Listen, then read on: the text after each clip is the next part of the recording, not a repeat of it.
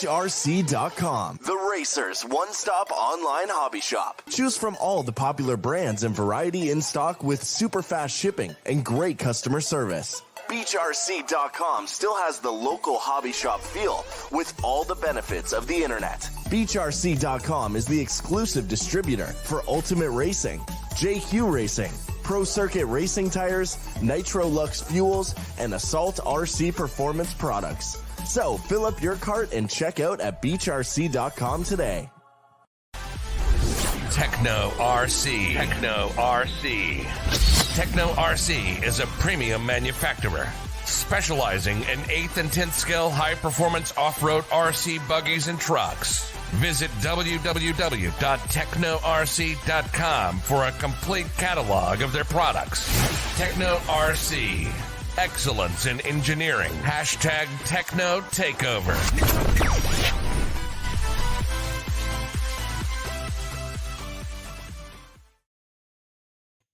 Hey, why you got sunglasses on inside? I'm on holiday. On holiday, I wear sunglasses. Hey, this guy's got sunglasses on inside. I want him to take them off. Take them off so you can see this brand new intro that we got. You know, the other day, I went in the hotel room. I'm like, fuck, it's really dark here. I turn on all the lights. I'm like, fuck, this hotel room really has bad lighting. And I'm like, oh, I know why. Because I was wearing sunglasses the whole time. Because I never wear sunglasses. Yeah. Little idioto. Love that. You know what? Welcome, everybody. Tell us what you think. This is the first time we're dropping our new intro, and we hope you like it. So here it goes.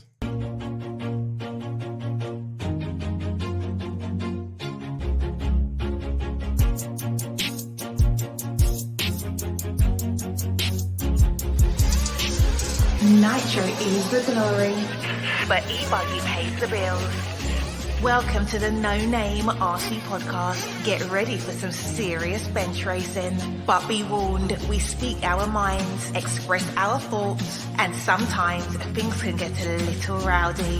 Hate, and he just was influenced by the hate coming from the left, the hate coming from the right. And let's get back to more club racing and less of this money-grabbing book racing. It's hard not to be arrogant when you're always right. Yeah. See what I mean? That's exactly why people call you arrogant, Max. You may not agree with everything we say, but it's definitely worth a listen. And our pick, can you stop whatever you're doing? Join your host, Lefty the Great, with co-hosts and guests as they get together to chat RC. Hey, after that race that I watched this morning, I have to talk about it.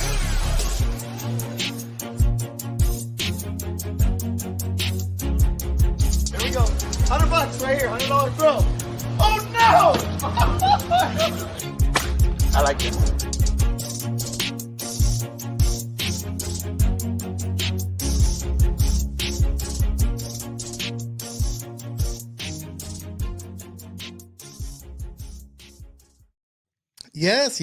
Yes, indeed. Nitro is the glory, but E-Buggy pays the bills. For the first time ever, we are live from the NNRC Studio. Luckily, Joseph made it. It's been a very rough 6 days. We had a 2.5 argument on the way up here. We're not going to talk about what that argument was. It was nothing to do with RC, by the way. But we are here. We're having fun. He's been in my studio all day. And believe it or not, we just got all this set up and tested literally 5 minutes before he done this because somebody had to record his new motocross podcast. So, what's up, everybody? What's up, JQ? It's good to see you. But I can't do. Yeah, I can do it with the left hand too. Yeah. Oh. Hey, I see a comment. They say that they can't hear me. And that's the most important thing. All right. Yeah. Tell us how our levels are. Yeah. Are our levels okay? So I can pump up the volume here if you need. What's up, everybody? Did you guys like that intro? Yeah. Shout out to Zach. He did that for us. And actually, the guy who mixed that all together for me, he hit me up on Instagram. He's an RC dude, and he mixed it all together. I'm actually looking for him now. I should have wrote this down, but I wasn't prepared as usual. People are saying my volume is low. All right, let me turn it. Is better? Is it better for Joseph? How about this volume? Can you hear me now? I'm gonna say all the smart things on this live, so the volume has to be right. How's that? Yeah, it says you can barely hear you. I don't know why. Hold on. Let's wait now. Now they need to comment and This is the new volume. Sounds good on YouTube, someone says. Yeah, I don't know. I've got this pretty cranked here. It's good now. All right, cool. Am I good? Everybody's good? Everybody's good. Thank you. What's up, everybody? Thank you for joining us. Hey, we got 96 people in here. That's pretty, man. You bring out everybody. Did you promote that I was going to be here? You bring all your milkshakes, brings all the boys to the club. That's JQ's been drinking beer. I have not been drinking beer, by the way. I've come to the conclusion that I cannot drink anymore. So there's no drinking on my side, just some orange juice right here. I Well, don't actually need the headphones, do I? no, you don't need the headphones if you can hear me.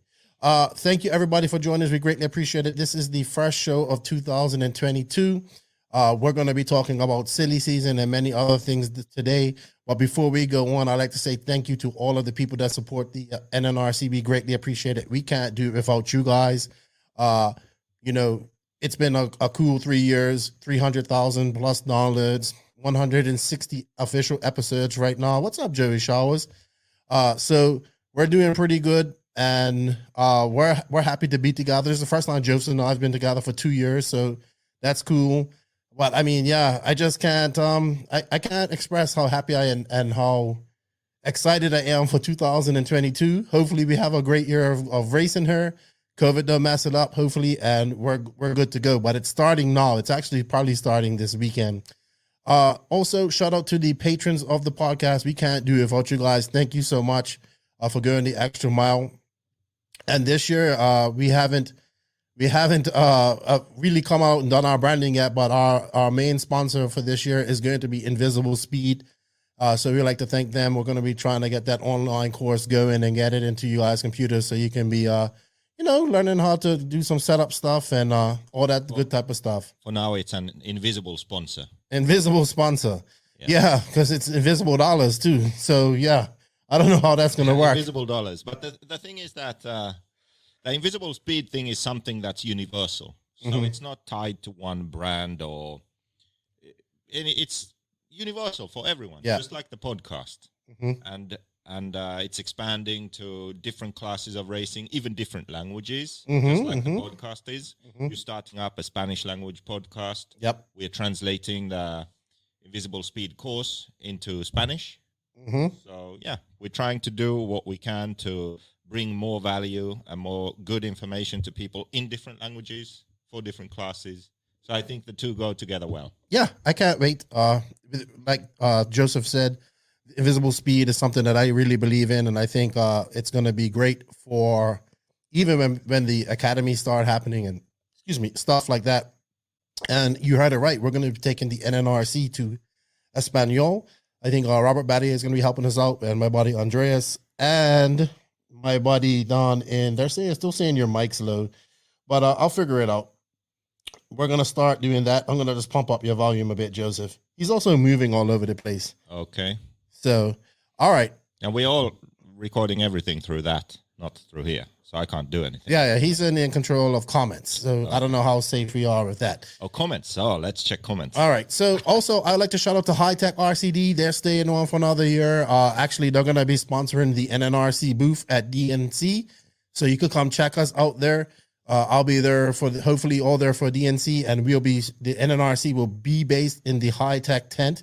So we'll be there showcasing their products, as well as we'll have some swag for sale for the NNRC, and we're doing all our stuff and our lives out of there. So I can't wait to get out there. And I want to thank Mike Walker for setting that all up.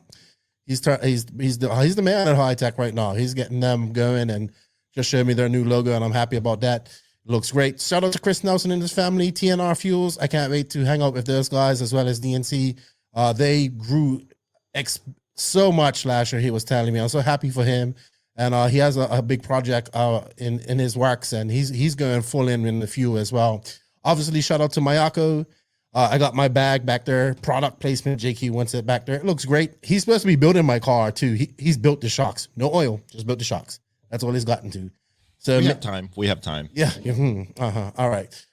Beach RC, shout out to Brent and them guys. They made some power moves this year. Congratulations to them on getting S-Works, as well as taking over the Badlands. And of course, for him and Ultimate getting Cole Ogden and Seth freaking Van Dalen. Techno RC, probably the quietest silly season for him, but they still got a squad. Shout out to them. JTP RC, you know, Jared Tebow's coming on once a month here, and I greatly appreciate that. So he'll be on her next week for SIC Clinic RC. Tony Newland's become a co-host. We actually recorded, and you'll see we did a CRCRC recap with RC Kevin because JQ isn't interested in 10 scale. So check out Clinic RC. One of our new sponsors, I've known him for a while, G-Spec RC Tuning for your RC charging cable needs. I'll be doing some more about that here soon, and we will get some discount codes and some promotion codes for you. Another longtime sponsor, Papa Willie's Traction Tonic. Are you in search of traction? Do you suffer from poor traction? Well, Papa Willie's is your answer. Shout out to Scooter and them guys for staying on. They've been a long time sponsor, and I'm happy to have them here. Also, shout out to Racecraft USA. Another guys, I like chasing the guys. I got to get me a flamingo hat. And yeah, just cool guys. House of RC, RCGP, about to get together, sign up for RCGP through House of RC, and that'll be cool. When are the entries opening? We haven't heard yet, have we? For RCGP? Yeah. I don't know. Okay. Have not been involved in that. No, you haven't. So I'll have to ask Isherwood about that. And just real quick, I want to shout out to my boy RC Kevin, who's been helping me out a lot. And check out his channel and his vlogs. He's doing some good stuff. And I guess we have NNRC drivers now, Joseph. You know, we got the Viking, David Runnerfolk, who's like going to be flying an NNRC decal, which I'm super excited about. And the doctor himself, Alex Hagberg, he's going to be running one on his body too, hopefully. And of course, I hope Tebow, I gave him such a cool nickname. Robert. Oh yeah, Robert too. So yeah, we're getting some NNRC drivers, and that's pretty cool. I never would have ever thought of that. So thank you guys for joining. Real quick, I just want to shout out and say some condolences to Michael. I'm probably going to butcher his name, but I saw he passed away last week. Michael Farabi, or they called him Ferbs. Farabi, he passed away last weekend. And condolences go to his family. I believe they have a GoFund going for him. And shout out to Grid Talk Podcast over in the UK. They raised over £2,000 last night with online raffles for Chris Yardy. Is that Tom Yardy's old man? I believe he passed away. So condolences to that family. I don't know. Okay. And I want to shout out to the RC Benefits people. That's I believe that's Peter Husser and another gentleman, Craig Bowen. They started a Facebook group, and they raised over $8,000 this past weekend at the Southern Nats, the Ike Hamilton Center where the Southern Nats are, in memory, and all that money is in memory of Caleb Hamby, who passed away a few weeks ago, before Christmas, and his brother-in-law, and that money went directly to their families. So our condolences go to them, and what a great job of doing that. And we appreciate that, and that's cool. We like that. All right, Josie, so you're here in the DR. Yeah. How are you liking it? First of all, do you have a charger? My phone's dying. I only have Euro plugs. This guy. You don't need a phone no more. You're on vacation. I do need it right now. No, you're not going to get a phone, because if you go over there, you're going to...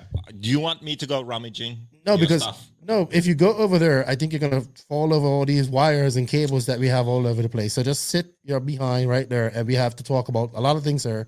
So let's go. All right, Joseph, you need to plug in a USB somewhere. You can do that afterwards. Let's talk. Joseph, I have 7%. Well, you don't need it. You need to be focused on this.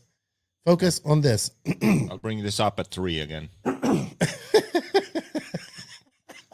I'll bring it up at 3. Hey, Josie, so how are you enjoying your vacation real quick? Tell everybody how you're liking it here. You're getting to spend some time here. And I'll be honest with you. I had some things I had to finish. Not my choice. Just like if I don't do it, then everything's going to be 6 months late kind of thing. And I didn't finish it in time at the end of the year. So I was like, well, one more day. And then, okay, fuck, we have to leave now. Holiday didn't really start at the beginning. I would say it started yesterday.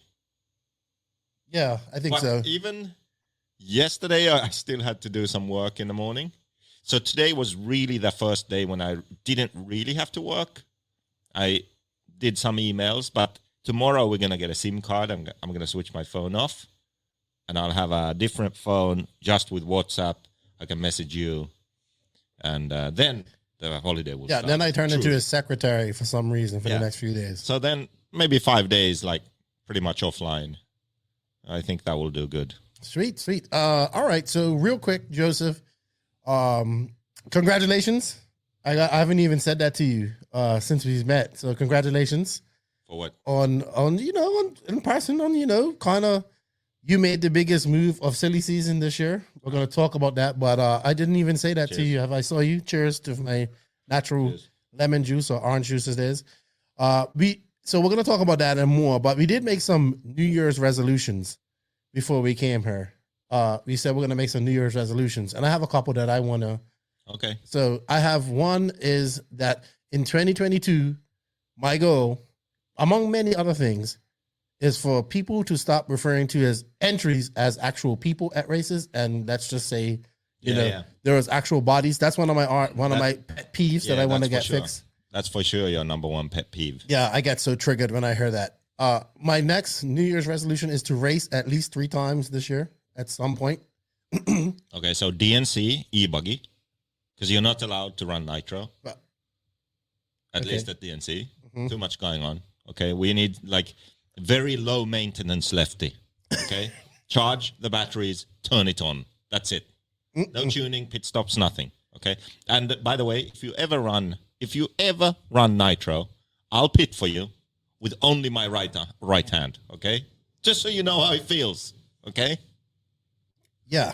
Anyway, but okay, so I remember this. I think this was actually my idea. Like that, let's do the New Year's resolutions. But I have no idea what I said they were. I told you. Do you remember? No, because you didn't write it on. I just got mine. No, I told you what they were though. Charlie, can we stop saying dial too? Yeah, that's a good one too. Were they? You never told me yours. I did. That's how I brought up the conversation. Like, oh yeah, it's my New Year's resolution. I can't remember what you were talking about. I know. Remember. Anyway, one of my other is to not kill you this year. Oh, that's a good one. Good one. Go to my first Worlds. Yeah, that's gonna happen. I would say. And get 10 new people into RC racing. You'll get more with this podcast. Hopefully. And help. One of my last ones, help people to have more fun with their racing. And my last one pertains to you. You're not gonna like this, but it's part of my tearing you down to build you back up. Okay, what's that? Convince you that your results do not matter anymore. Yeah, there we go. He doesn't like that. He does not like that. See? Okay, I remember one of mine now. Artusi is saying, hey, no limoncello to celebrate the move. Actually, yes. I left limoncello both in Finland and in the DR. But Lefty forgot the limoncello on purpose at home, so I wouldn't drink it all during this live. Yeah. Right? We don't need no tirades tonight. But I remembered one of my New Year's resolutions, which was I have to beat Average Joe at every race we race. Oh yeah, that was one of them. That was one of them. Yes. Yeah, but I can't remember the other ones. They were like funnier ones. I can't remember. We've talked so much since you've been here. But we're gonna talk about Joe Bornhorst and his move to S-Works. And also, I'm not gonna say I'm trying to lose weight. I always say that I want to be healthier, so I'm gonna say I'm gonna get active in RC more. That's another thing I want to do, like doing more RC. Yeah. All right. So, I guess I can think of one New Year's resolution right now on the spot. So last year I did a video about how I want to try and be a part of the solution, not the problem. So even though I complain a lot, which is, complaining is one of my hobbies. Yes. We have discovered I have 2 hobbies basically. Complaining and showering. Because anyone who has ever traveled to any RC races with me knows I like to shower for a long time. I'm not doing anything crazy in there. I'm just showering, standing under the water. I have a pose I use. I like stand in a certain way. Just think about shit. I like that. Warm, long showers. And then whoever goes in the bathroom next realizes it's a swimming pool. It doesn't matter what kind of curtains or doors or anything they invent. I will find a way to get the entire bathroom completely wet. Okay? Flooded. So those are my 2 hobbies. I would say motocross, it's not a hobby, it's an obsession, right? Guitar is not a hobby, it's anger management. and RC is my job. And I'm not even going to mention what is your other obsession, because that would lead into another. Politics? Yeah. Yeah, talking about politics and arguments in that. I had a point. Where did this start? Remind me. I don't know what you was talking about. Remind me, why did I start saying this? Yeah, because you was talking about resolutions. Yeah. So I made that video about how I want to be a part of the solution, not the problem. Mm-hmm. And the whole idea was, okay, how do we fix RC, blah, blah, blah, trying to push RC in a better direction with the RCGP and the coverage and waking up our federations and all that stuff. And I'd like to point out, can we just do it now? We have to talk about it anyway. Yeah, EFRA and RCGP made that announcement that they're now working together. Mm-hmm. These are the kind of things that I want to see happen more. So I want to keep pushing that agenda, because as much shit as I get for being very outspoken and criticizing all kinds of entities, race organizers or federations or whatever, the thing that I strongly believe is that for change to happen, there needs to be a pressing sort of sense of urgency, an environment that is causing that change. So you have to put pressure on these federations or they're not going to change. If they are comfortable, then they're just going to keep things the way they are. Mm-hmm. But if you put pressure on them, if you put them in a corner, if you put them in a situation where if everyone agrees, like, this is what they have to do, and by them not doing it, when it's obvious they should do it, they look bad, they kind of have to do it, right? Yeah. But that's not enough. You also need allies who play the game, They're nice, they're kind, they're friendly, they're everyone's friend. They are the ones who then get that change done. But I think those people who are very agreeable and get along with everyone, and they are the politicians, right? They wouldn't get it done without that outside pressure. So it's like yin and yang. You need both. And I think we all know which one I am. Well, even myself, I'm still banned on their Facebook page from commenting, but I'm cool with that because it's like this. I applaud them when things go great and they do great things and good things, and when they don't, we have to hold our feet to the fire. Kind of like Raw and their imaginary test that we haven't gotten yet for their tanks. I think that what we have to do is we have to keep at it. We have to stay our course in a way, but like you often say, we have to be more precise. Like we have to be the scalpel in a way, like you say. Like we can't just bomb the entire neighborhood, like your style. You can't do it your way. No. Like I would just go in there, like just napalm everything, okay? But no, we have to be a bit more strategic and precise, and we are making headway, right?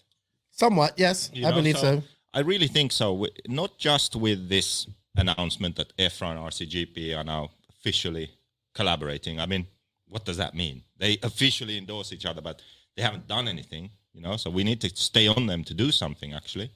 But also, new racing formats coming in, the lap counting software implementing new racing formats in their programs so that clubs can start qualifying in different, more fun ways, heads-up racing or 5-lap averages and these kind of things. And there are some updates now to the RCGP format that everyone's going to see. Hopefully that helps to prove to people that there are more fun ways to race. So we just have to keep on pushing the envelope and trying to make positive change, just like this Spanish language podcast now and Invisible Speed course and all of these things that we do. They all share one thing, which is trying to improve RC racing. Yeah, I muted myself. I agree with that, man. I agree with that. Real quick, thank you to RC Muse. He sent us a super chat. We greatly appreciate that. We watched your interview of the Viking the other day, which was really good. And Max is upset. He says, you two sound like a bunch of pussies. Max is mad because he didn't get his full RCGP format suggestion. So he's mad. All right. Okay, Max. Cool. So I guess we should just get into it now. Do we want to just get right into the silly season moves, or do you want to talk about Yeah, but it's quite a bunch of silly season moves we got to talk about. I guess SillySeason first. All right. So did you have it? I have it here for, so let me bring it up. Did you get the House of RC? You have it? You share it. Okay. I'll share House of RC. You have the fancy graphic and stuff. Dude, I understand why I hear your computer now all the time on the park. It's loud. It sounds like a bloody jet, like a jet or something. It's taking off. Yeah. All right. So what silly season. All right, Joseph. I think we can agree that this has been the busiest, most active, probably one of the best silly seasons we have seen in many years. Yeah, but you know what's kind of funny? Still, my prophecy hasn't come true. Where I said that, there'll be all these pro drivers who can't get a deal. Everyone pretty much got a deal. Yeah. Yeah, and even Lutz at the end, like, you know what I mean? It was like, so I guess we can trace this back to when Ronafalk left HB. He kind of started it all off, I think. And I guess at that time, I didn't know where he was going, and the whole world didn't know, but they thought obviously it was Mayako. But we wasn't sure. And then it turned out to be Mayako. And wow, like what a surprise. It's great. He's busy over there setting up dealers. He's getting to work. He's excited to get to America. You talk to the Viking, he's like, it's time to become a 3-time DNC champion. Yeah, I would say that, and I'm not saying this just because it's Mayaka and I'm involved, but I would say that was the biggest move of the silly season, because Ronefalk is a driver who can go to any race and win, and no one would be surprised. Mm-hmm. And he's the only driver that made a big switch like that this year. Like if it's so like unsecure. And Mayfield and Ongaro, like these guys, they stayed with the chassis brand, but Ronefalk switched. So he's the biggest name who made a move. And also, what makes it even bigger is the fact that he's going to a new brand who hasn't been on the market. And even if you think of it as an extension of JQ Racing has never had a top guy like that. Mm-hmm. So even if you take that history into account, it's still something in a way unproven. Mm-hmm. I get that. So it's a big move. And also, one thing that I like to say that people were doubting or they thought wasn't true was that they said that, David said that he never drove the car. Mm-hmm. And people didn't believe him. And that's really true. He never drove the car. He signed up without driving the car because he believes that it's good enough and we will make it. We will improve it. Like whatever issues he has, he knows that we can fix them. Yeah. So he trusts in the whole project idea and the people behind it. And that was really the biggest sort of, what's the word? Like I appreciated that the most, really, that he was willing to do that without even driving it. Yeah, it was, I mean, like I think we'll talk about this in a little bit, but I think Lutz was the best move for a driver for himself, like in the best move that one could make. But the biggest move, I think, and I know that we're not kind of, obviously people will say we're a little biased or whatever because we are, you're involved in Mayako and I'm close to it as well. But I mean, you really can't say anything bigger than that. You take a world champion to take a chance on a no-name brand at the moment. You know what I mean? Yeah. And he's busy at work. Like he isn't worried about anything. It seems. When you talk to him, it's like, don't worry. We're gonna do that. Thank you, my buddy Cusco. He sent us a $5 super chat. We are gonna talk about the HB Heat Wave. They are high up on my on my list of teams this year. The thing about the move with Ronnefalk also is that it's a long-term move. So I don't know if you remember, like a few years ago when I used to write a blog, I wrote every single day for just over a year, which thinking back is kind of insane to do that. You did it. But I did it every single day. And during that time, I remember there was one blog that I wrote was who I think will be the most dominant driver in 8-scale off-road in the future. And back then I think this was like, when was it, 16 maybe? Maybe, before I knew you. Or was it that early? Well, I met you before SEP 2017. Oh, okay. Well, anyway, so I predicted that it would be Ronnefalk. And I wouldn't say it has come true, because Ongaro has been, I think, more dominant than him in the races. Even you could argue Mayfield in all the American races. Yes. But I still think that Ronnefalk is the driver who could do it. And the reason I say that is that if you look at Ongaro, he's very dominant in Europe or at the Worlds that is sort of similar to a track in Europe. But then he comes to DNC, he's not really a favorite to win, right? And actually Mayfield, for example, favorite in America, goes to Europe, he can't compete with Ongaro and those guys in Europe. But Ronnefalk is someone who can in both. And I think that's something where that's what I'm most excited about. Let's put it that way, because it's my responsibility to give him a car that he can do his best in those different conditions. He can go to Buggyland and he can beat Ongaro. He can go to DNC and he can beat Mayfield, right? So that's what I'm excited about. Like, can we figure out how to give him the car he needs so he can do the business in Europe, in America, wherever, whatever the condition.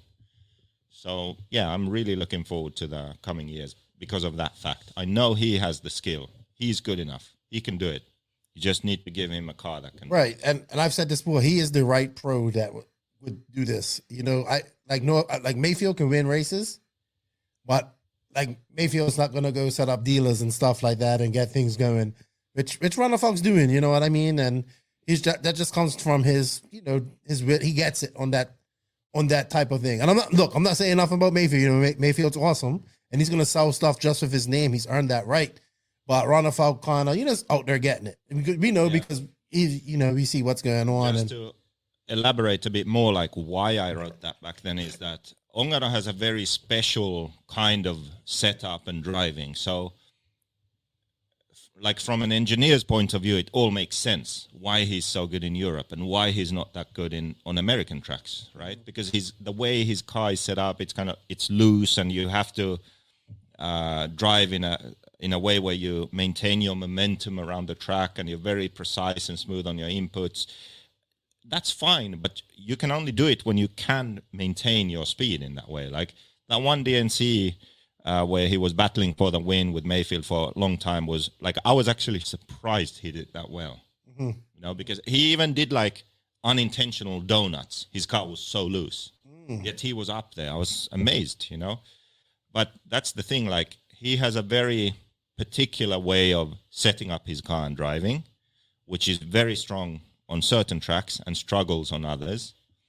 And Mayfield, not that much. He is good everywhere, but I think he's more sort of biased towards the American style tracks. But when I look at how Ronnefalk's car looks at all the different races and how he drives, I think it's more universal. He has a car that has good grip and a lot of steering, and he adjusts how much he wants to turn with his transmitter. Yeah. I get that. that. It's like the potential is there. You don't need to make big changes, you know. Like Ongaro, okay, we need to start from scratch, you know, when we go to DNC. Or Mayfield, okay, let's figure out what can we do to compete with someone as specialized as Ongaro on some Italian polished track where his corner speed is just amazing, right?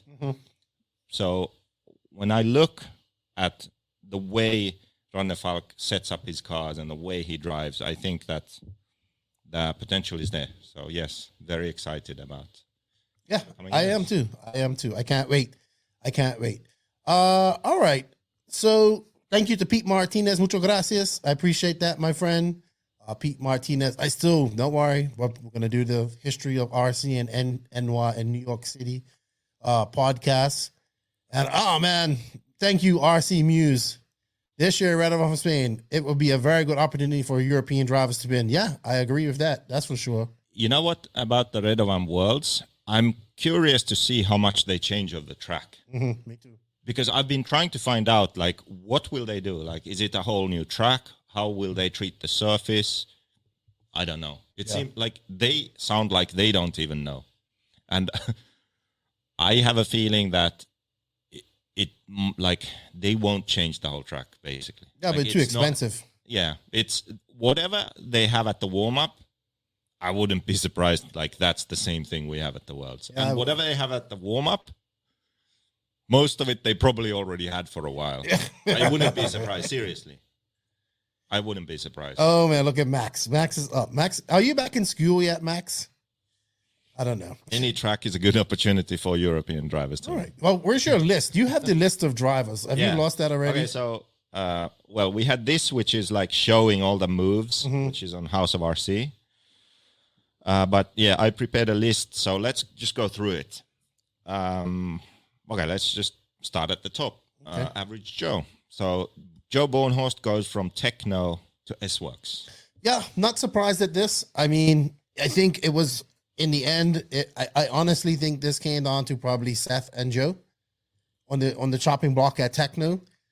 They have Tebow, Tyler Jones, Nalba Ruffalo as well. And Seth Van Dalen stays on, and then you have Tyler Hooks and Jared Wiggins, who are still doing good, plus a plethora of young guys coming up through the Techno ranks. So, isn't Joe Bornhorst has been with Techno for quite a long time, I would say. And I say it's a shocking move, but in the end, maybe it's a great move for Joe as well. A change, fresh start. He gets to go. I would assume he's probably going to be the number one U.S. driver at S-Works. I think only the only professional one. Yeah, I think he's the only full-time driver. Because, well, we might as well mention him now. So Tanner Denny went from Mugen to S-Works. Yes. But I don't think he's being paid as a professional driver. Like he has travel help. That's why he switched. I believe he has a real job. So yeah, so I think Bornhorst is the professional driver. So now he gets to, I mean, he's worn this hat before, you know what I mean? Well, maybe not so much. He had lots to bounce off, but maybe a good move for him to bounce back, get some, get to where everybody thinks he should be in his career as well. And I don't think you're going to beat him anyway. So, but you know what? Now you're like focused will now switch from Techno and you jumping on them to now probably S-Works because your nemesis is there now. Before that, look at this. What's that? Max writes one word, then he writes two words. Corner speed. You forgot to. Yeah, we haven't forgot about Spencer Heckert, but Spencer Heckert's great. Don't get me wrong, but I'm not sure if but he isn't a professional either, is he? He might be. He might be getting a small salary. He's good enough to get a salary, I would say. I would assume that Average Joe beats Spencer, right? Don't you think so? Well, this is his living, so he's got to. Yeah. But about that, don't you think that Bornhorst leaving Techno has something to do with also the sort of souring of the grapes there with all kinds of tantrums and the nationals like Joe getting all mad and even PMB that I wasn't there, but just all the aggro. Yeah. He's being kind of put on timeout, like, hey, chill out. Yeah. He's kind of, I guess, he doesn't like any of us. So that's a nerd. He doesn't like me. I've never actually ever even really had a conversation with Joe. But he's a bit emotional. Well, you don't want to talk about emotional. Yeah, but the thing is, if you are the type to get emotional, you better make sure you win, because then you can get away with it. But if you are emotional and you don't win, then it's like, well, what the hell are we doing here? Like paying you and sending you to all these races and you're getting seventh. Like, I this is pure speculation. I don't know, but he's been there so long. Everyone's all buddy. He's their boy, and then he gets cut over someone else who really hasn't won big races and Seth, similar results. And not only that, Seth has not been on their best terms with Techno either. No. He was running parts they didn't want him to run, like he made his own parts or something. Yeah, exactly. He was put on timeout. So I don't know. It's weird. Definitely weird. But I think S-Works goes into America with a solid team. I mean, they got 3 A-mainers there. Tanner Denny had a decent year. It's going to be interesting to see how he does without Mayfield, because a lot of people, he kind of... I think he'll still have Mayfield. They have friends, they practice together, and S-Works and Mugen are very similar. Mm-hmm. And just the fact that they test and practice together, tuned in. I think they'll...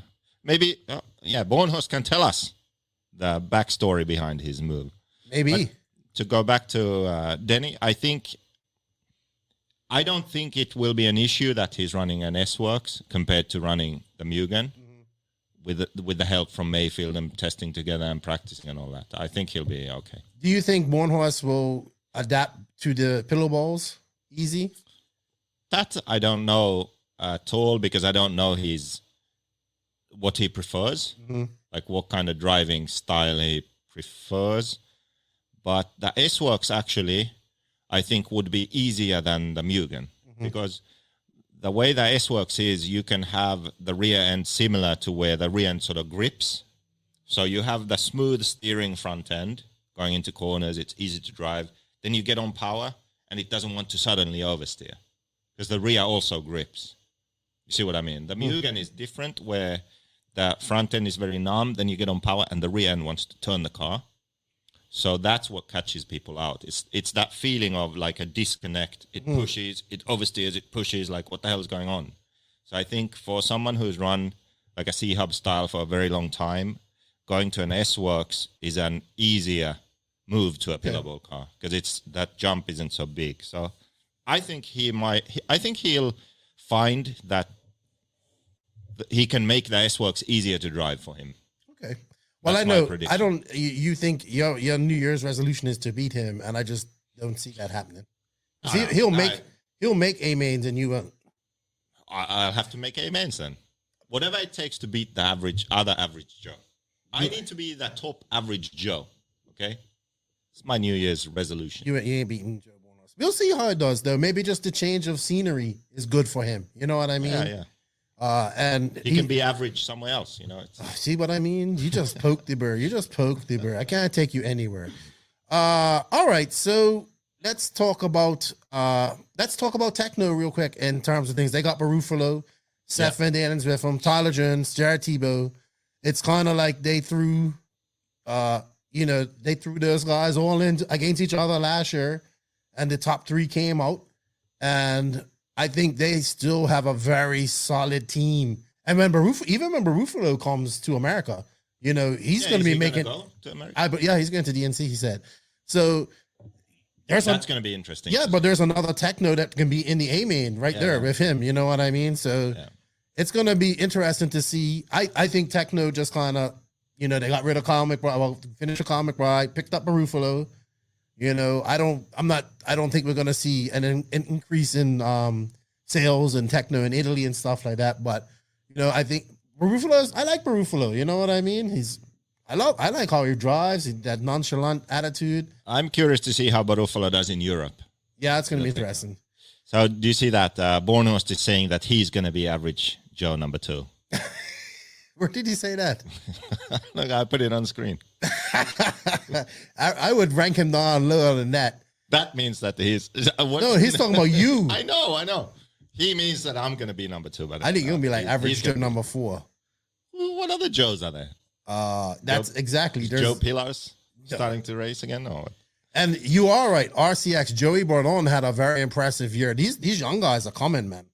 Joey Bourdon had a good year last year as well. He almost made he was in the semis at the Nationals, I believe. I believe. I can't remember. Okay.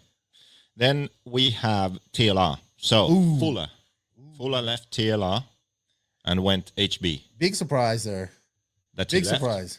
Yeah, I think it was a big surprise. I mean, they've been with TLR for quite a while. I think Mason Fuller was probably the most impressive young driver of 2021. Not just because of the pass that he made on Mayfield, but he made all finals, I think, mostly his big race finals. Yeah. He's 17. He's good. He definitely has a bright future ahead of him. I think his brother Caden is more into, he still races, but more into football and stuff like that. So I think this is a big loss for TLR. Great move for HB. This is kind of the frustrating thing, where you have some kid that you support for so long, and then there's kind of just at that moment like, oh yeah, now these are going to be great, and then they switch.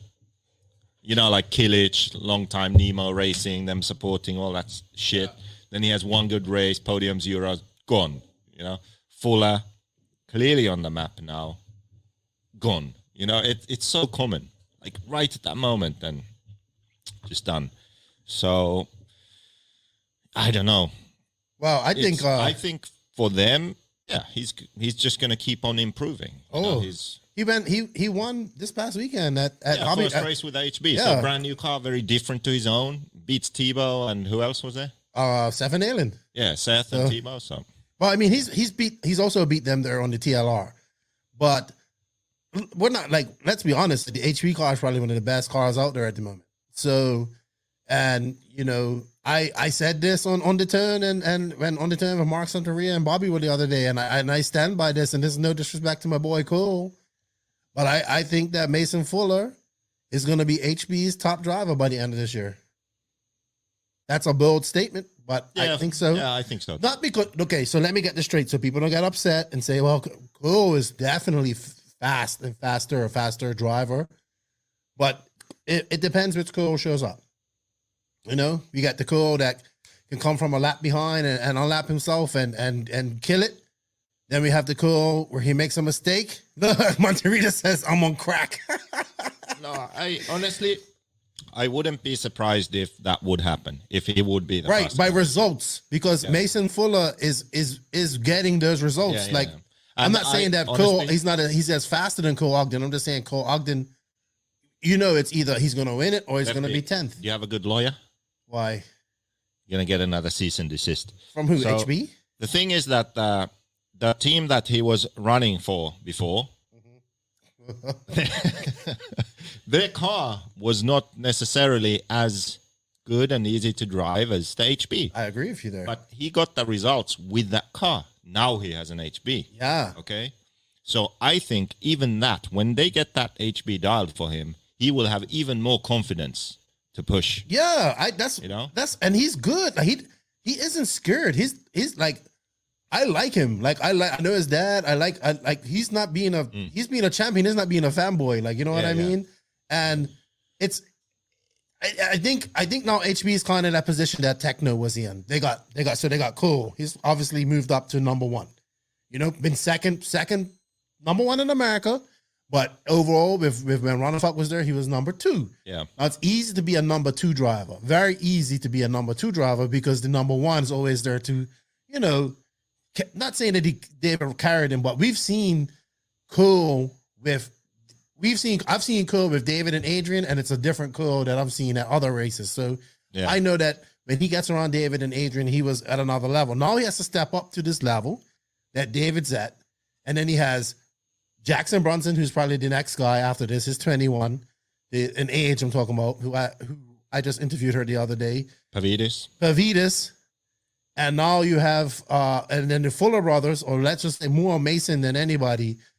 HB's in that position that Techno was in, where they have these top drivers. I think, like, you know, these top drivers, like Jackson still makes A-mains and stuff like that. He can pull off a top 5 when everything's going good. But Pavitas as well. Pavitas made lots of A-mains last year. He made the Nationals main. Yeah, he's good. So, but which one of these 4 guys are going to be ahead of each other, who's going to be the top, number one HB guy at SIC this weekend? So, it's, you know, I love the way Cole drives, and I like how he's embraced the crazy mullet bearded redneck, you know, drinking beer, riding a scooter on, fucking off-road. I like fucking off-road. It's fun. It's my pastime. You know what I mean? Cole Ogden sells cars. I think HB sells cars. You know what I mean? I think David Runnefeldt sells cars. I mean... Yeah, but, I mean, I would agree with what Joey said that, well, both things. Joey first said that it's about money with those young guys leaving. Yeah. And then he says that Cole Ogden sells cars. I kind of agree with He does. both. But it's not always just money. Like, when those young drivers, they sort of make it, in a way. Mm-hmm. If they aren't on the brand that's in at that moment, they somehow think like, oh, if I get that brand, I'll do even better. Right. You know? So even if they get the same offer from where they are now versus that shiny diamond brand that they think they'll do better at, they'll switch, you know, which is a mistake 99% of the time, but they do that. So yes, sometimes it's like where they are, they are not offered a deal, somewhere else they are, okay, they switch. But other times, and surprisingly often, they could have the same where they are, but they switch because they think in their mind that other brand is somehow more established or more cool or whatever, and they switch, Well, HB is definitely the most popular. I would say probably the most popular car in America right now. It's on the East Coast. You got it in the Midwest, on in Texas, and you got it. It's saturated over on the West Coast, California, Pacific Northwest. So yeah, I don't know. I think Mugen and Techno have been very popular in America. I don't know how they are now compared to HB. I don't know. But also one thing that skews that opinion a bit is that the people who are active in racing, they are sponsored, okay? So they get discounts. And when you have a brand that's just pushing out cheap cars to everyone, yeah, there are many cars. But you have to look at like everyone who's buying cars, and I don't know what that number would be. Right, because right. not like the ones who are more active, that's who we see more, right? So we see whoever the brand is that's giving good deals to everyone, basically. So yeah, I don't know. Yeah, I honestly think that the followers are just gonna, win. And Pavitas, I think, he likes the car as well, and he'll do good. And I think the most surprising move for me was Action Jackson.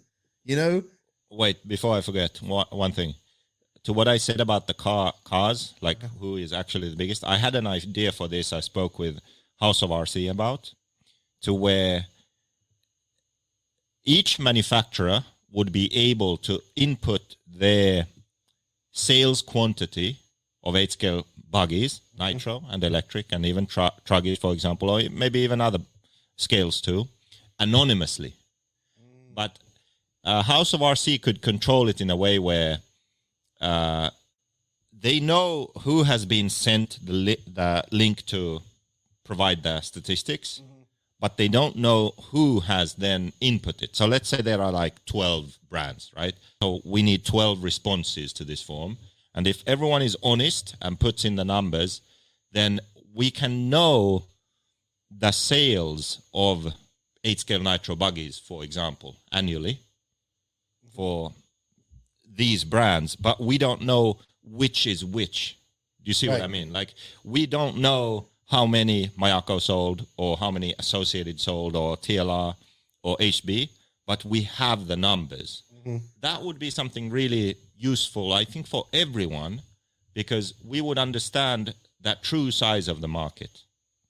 I got you. I know what you mean, like a census almost. And if just technically, if it's possible to do in a way where everyone feels safe, like they are truly doing this anonymously, so no one can trace it back to like, oh, this is what Associated sold. I don't see a reason why everyone wouldn't do it, because I think we can all gain from that.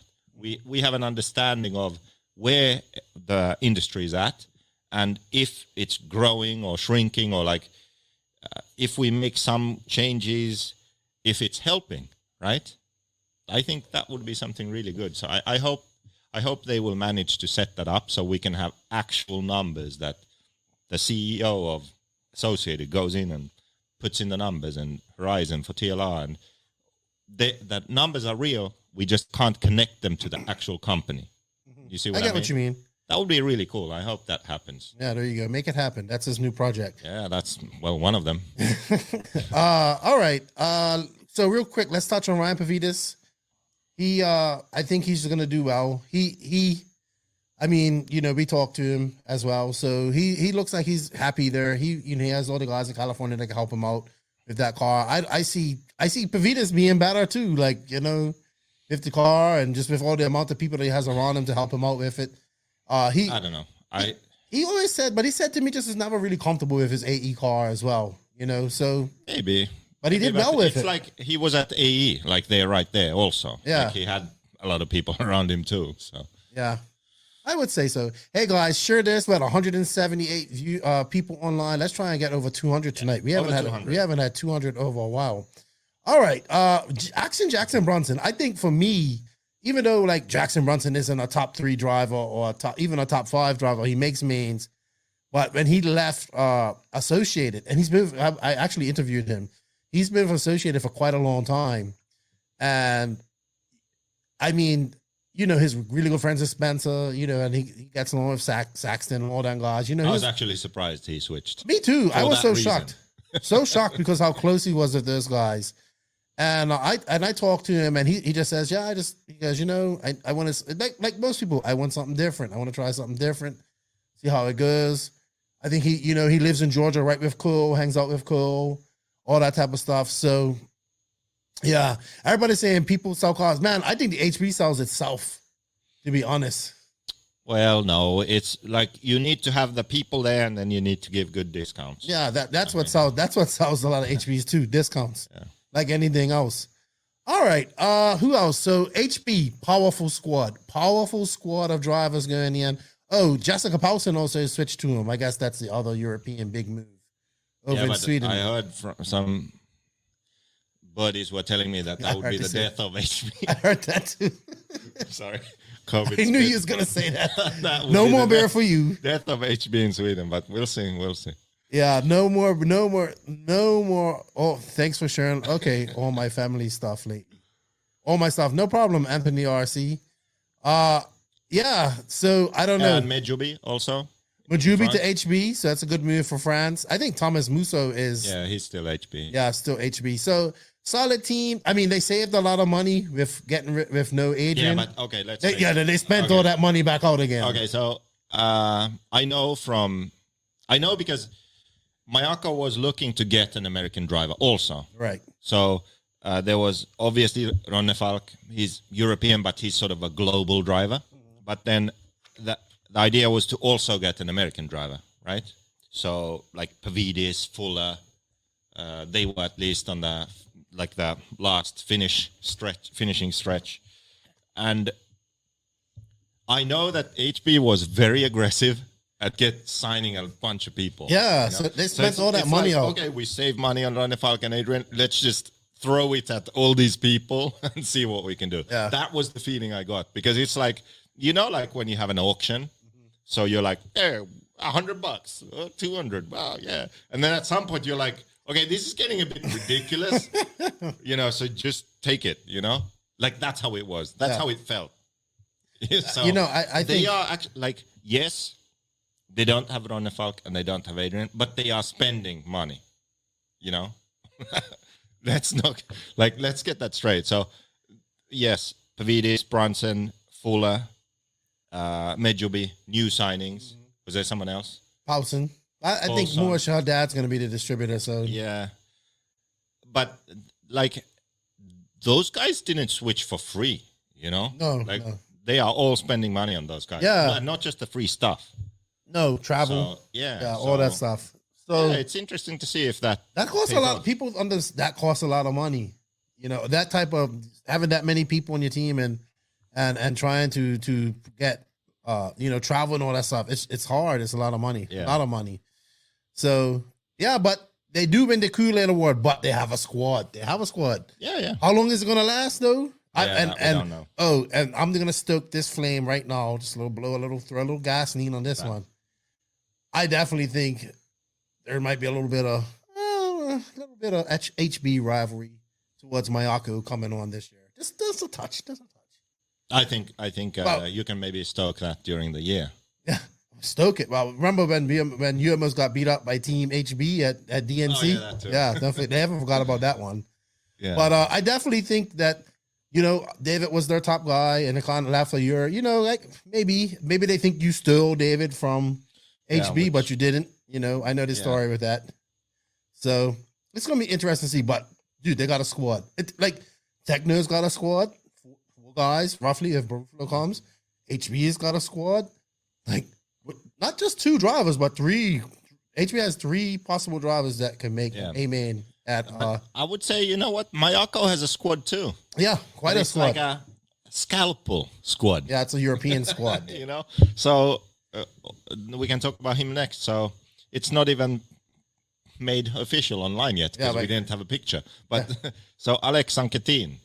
Yeah, so from TLR to Mayako. So people may not know who Zancatin is, or they might know him as Zanchetin. But a lot of people, but Zancatine was the fastest Italian guy. Yeah. Like a few years ago. Yeah, like all of those guys who came up sort of around the same time, you know. Sancatin, Berton, Baruffolo, Ongaro. He was the guy, you know. He won those races at Padova. Even when Tessman and all these guys went there, he would win with the TLR. He made the main at the Worlds 2014 when they were in Italy. And then he kind of faded away. But he wants to come back. Like, he has the motivation to come back. And the reason I was interested in him was I remember one race. It was the Bitti design contest in Italy. And they had this super pole where everyone would drive alone on the track, I believe. Oh, no. Was it like everyone drove and then a few people dropped out? And then, like, when I dropped out, then I watched from the driver's stand. And I remember watching Sancatin drive, and his car, oh my God. I'm not even going to say what car he drove back then, but it looked like a pile of shit, really. I'm not going to sugarcoat this. Like, I think his setup just was so bad. Right. Like, it would do these weird things. I'm like, what the hell? But then you could see, like, he did a lap and it did some weird thing in 3 different places. Then the next lap, 2 different places. Then that one last place. And then he nailed it, right? Oh. But that was like him, you know? Okay. Like, so he just drove the car to its limit. He figured out where it was. And then he just made an amazing lap. And it's like, I was looking at that. I'm like, okay, I can't do that. Like, that's crazy. You know, like, I could just tell that he has what it takes. Maybe he doesn't know what to do in the pits, but when he's twiddling his thumbs, he drives with a stick radio. Drives stick radio? Okay. Like, he knows what he's doing. Like, he's a great driver. Like, that's the moment I was looking like, holy shit. Well, I mean, and not only that, they have Zancatine, they have Hampusberg, which a lot of people may not know, but it's like Ronald Falk's protege, and he's really good too. And then you have Max, who's better than him, and then when not true. Then this, believe it or not, this guy can still drive. B main. I'm going to make a comeback. I'm making a that's my New Year. Yeah, you got that New Year's resolution.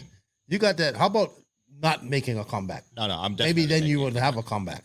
But anyway, so let me finish my point, which is yes, Ronne Falk, amazing global star, obviously. Confident he will perform. Sancatin is the sleeper, seriously. I'm looking forward to work with him, getting the car where he likes it.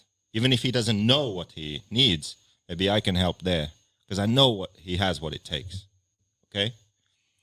So I'm excited about that. And then, as you mentioned, Hampus Berg, up and coming, Ronne Falk's protege, and Max. I'm still better than Max. No, you're not. And then we have Cody. Cody says he's going to be racing this year, and that's good to see. Yeah. And look, Joseph getting lapped Quagrain. There we go. That's what I like to hear. Grandma Quagrain. Grandma Quagrain. And he'll be really embarrassed next year, Maxwell. All right. So let's move on. Enough about Mayako. It's got a did squad. We cover lots? We have not covered lots.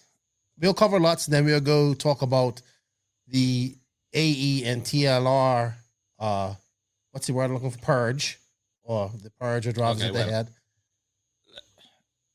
Let's mention Lutz, McBride, and Well, let's talk about McBride because we're not really surprised with McBride. We knew he was going S-Works. Yeah. So McBride, I'm just like, he needs to settle down. Like, find a car brand, stick with it, and do your thing. I think so. He's fast. We know he can drive. Yeah, it's like McBride is the kind of driver it's not really a question of equipment or skill or talent, more sort of mental side, I would say. Mm-hmm. Like, make the right decision, make up your mind, like, figure out what the hell you want, and then do that. Like, he can get much better results than what he has now. I agree with you there. And it's all in his head. I agree with you there. I agree with you. Well, he's like 4th in the world, like twice in a row or something like. he can get slightly better result. You know, You mean he could win? No, he's good. He can win. He's good. You know, Kyle McBride is good enough to win the Worlds. yes, he is. All right, so let's talk about. I don't think anybody in RC was upset about this. I was actually happy about this. I said this should have happened last year. Not saying anything about WRC, but I think that I think that Lutz going to. Okay, so I had Lutz. Someone told me he was going Mugen, right? But I think I got that conversation mixed up because it was CJ that ran Mugen through a third-party sponsor, right? So that's a little different too. So it seems like he just wanted to get a different car and try something different. Because be honest with you, CJ was getting zero support at races from Kyosho. I mean, at the Nationals, they had to pit with Brent. You know, like, and they're A-main drivers, so they had to pit with Brent. So, and just like Kyosho, maybe they have cars and stuff throughout America, but definitely not what they used to be at the races. Like, you don't see Kyosho tents and all that type of stuff. Yeah. I know Kyosho is big and decent in Europe, and I know it's decent in Asia. I'm not disputing that. But Lutz, it's funny, Lutz messaged me about an hour with his video of his drop, right, where he was going. And I was like, oh, I already know where you're going. You're going Mugen. And you know where I'm going? No, Lutz. To pee. Oh, yeah, go pee. We have a bathroom right there. So when Lutz sent me that, I thought, yeah, Lutz is going to be Mugen. He's just going to be in RC, maybe part-time. You know, I heard so many things about it. And then when he made the announcement about Kyosho, I was just like, wow. I was so happy for him. So happy for Lutz because he said he has a 2-year contract and he you know, just, he kind of needed this stability, I think. You know, not saying he didn't have it at, well, I mean, he did a year at WRC. That was tumultuous in the beginning. It got better as he got more in and like when Rob Isaac came on and Matt Kennedy from Sendet got involved with WRC, things got better. But, you know, it was just like, for me, this is the move that I thought Lutz should have made back in 2020 or 2020, sorry. And after he left Agama, I thought that he was going to go Kyosho and just, you know, ride off into the sunset on the white horse and be a hero. Now, I don't think this idiot. I don't think that this guy. Do you think that Lutz is going to rekindle and regrow Kyosho in America? No. I think because he's just a team driver. He's not a manager. So his job is not to he will sell cars. That's for sure. He'll help sell cars, and the Kyosho guys will have somebody to look up to finally in America. And I think he'll do well with the car as well. I think there are a few problems. There's more competition now. Like back when Kyosho was really big. And they're still doing things the same as they were doing back in the day. There's more competition now. There's better discounts now. They made a worse MP9 with another cease and desist. God damn it. But you know what I mean? Like, they had arguably the best car, okay? They had a bunch of the best drivers, and there was less competition. Mm-hmm. Okay, they could get away with it. Now, I don't see it happening. Yeah, it takes more than just a driver. In this case, because they need to have the infrastructure, team manager. Yes. They need to be at races. Yep. They can't be, you know, even though, and I asked Lutz, I said, so is this going to be like a team manager role? Or how's it? He goes, no, Keenan. He goes, I'm probably going to be at these races on my own with my pit guy and till we grow something, but no team manager, nothing like that. And the reason I say no is because remember the last few years with Kyosho, like they had Tebow, they had Zach Rogers, was it? Yes, Zach Rogers started to get good. Yeah. Zach Rogers, Tebow, Jellin. No, he wasn't. He wasn't. There was someone. I can't remember even who was there. There were a bunch of good drivers anyway, and they had a pit, but it was like stale, like nothing was happening. In 2018 when we went to DNC. Yeah, for example, that's a good example. So I just, yes, it's good for Lutz, but I don't see Kyosho doing anything with it. Yeah, maybe a more interesting question is what will Lutz do? Yeah, what will Lutz do? I mean, so I think Lutz came very close to probably being out of RC. From just, I can read between the lines. I think he had one foot out the door and was ready to go, go to a normal job, normal life, civilian life. Yeah, it was close. I would say it's very close. So to see this, I'm happy for him. He's got 2 years. He said, he's got a steady paycheck. He's got a decent car on the platform and all that. It's not saying that the WRC isn't decent, but he has that legacy. You know what I mean? That's one thing Kyosho still has, is that legacy. So hopefully he can do something with it. I think Lutz is 30 and closer to 40 now. So it might be 40 when this finishes. I'm not sure. Right. So we shall see. But for me, personally, I was so happy for Lutz. I think this was the best move for a driver. Like, Lutz, I mean, come on. Like how going, like, it has to get tiresome, like, by the skin of your teeth every year getting a ride. Because I think, yeah. And for a man that has 4 kids, his wife's ill all the time, he has a lot on his plate. And he is the nicest guy, and I really like Lutz, and I'm happy for him, man. To be honest, I'm very happy for him. And he's pushing his Alpha Dragon line, and, yeah. I would say that Lutz won that DXR race with Agama, right? And he had a second result that was impressive also. He won with the Agama. I think he won, like, SIC or not SIC, won a race time race. Yeah, so I think that he can do better with the Kyosho compared to the Agama. Yeah, I think so too. And we'll see. So if he has the motivation, the time, the drive to test, get the car good, practice, sharpen his skills, go to the races prepared, I think he can do well. I agree with you. And I hope he does. Lutz is in a weird way, sort of like McBride, in a sense, where, in my opinion, the only thing that has held him back from greater success is his mind. Like, I always tell him he has to get angry. Like, he is capable of more, but he hasn't achieved that. And it's not the equipment. It's not like it's his mental approach or his preparation, like one of the two. But even if it's his preparation, it's also in the mind. Yeah, I agree with you there. Like the time you set apart, the way you do it, like, it's not, he has the skill. We know that. Okay. He has the skill, the talent.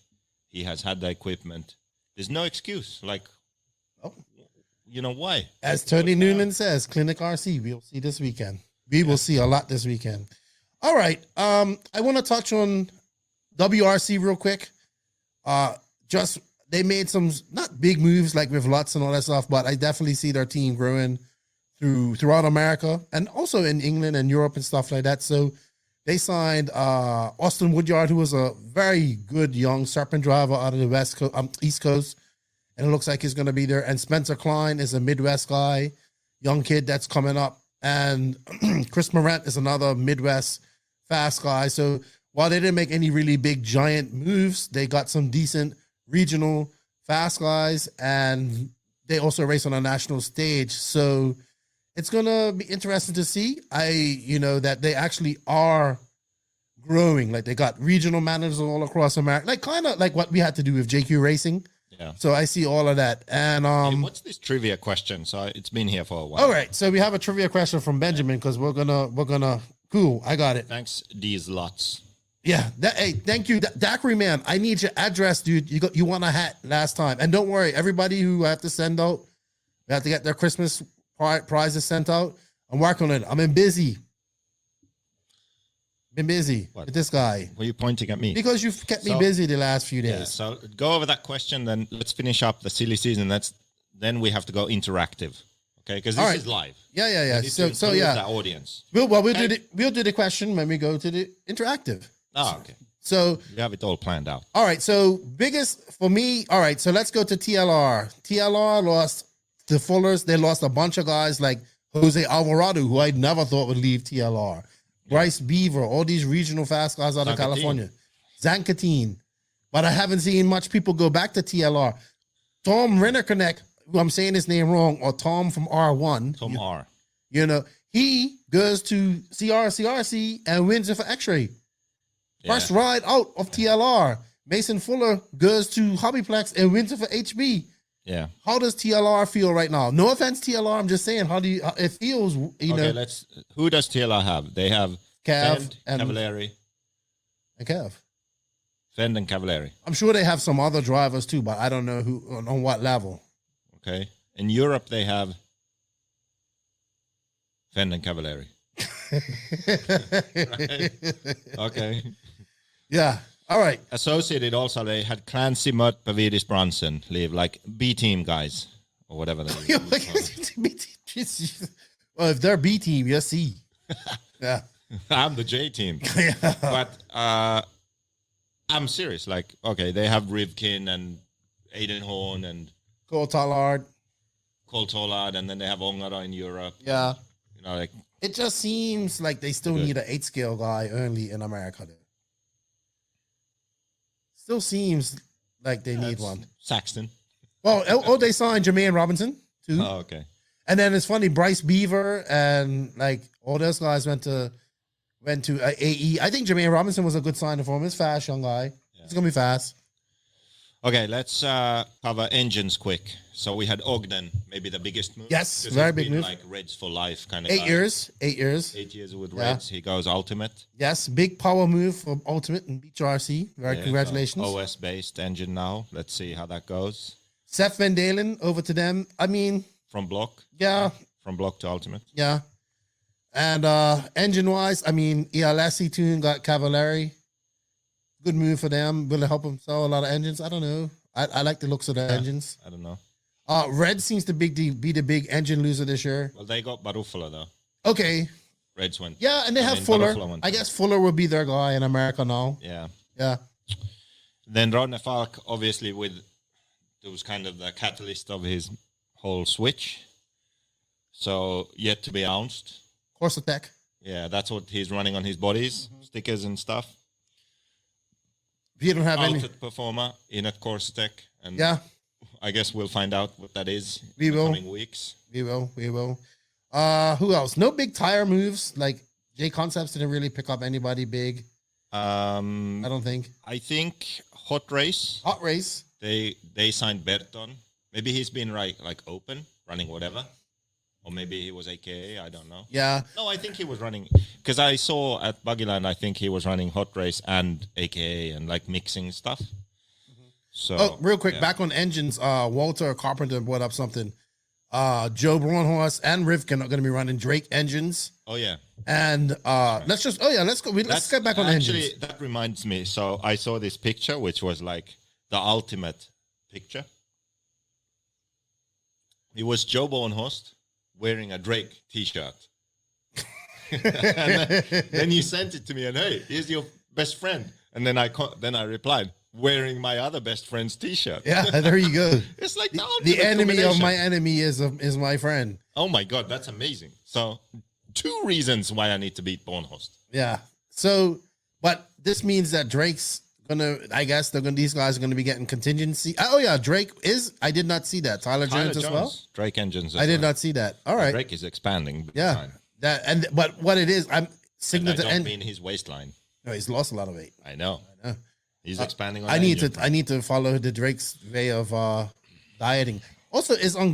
But what we're seeing now is this is the year of signature engines. Yeah. The engines and tires. Jesus Christ. There's like 1 billion tire brands.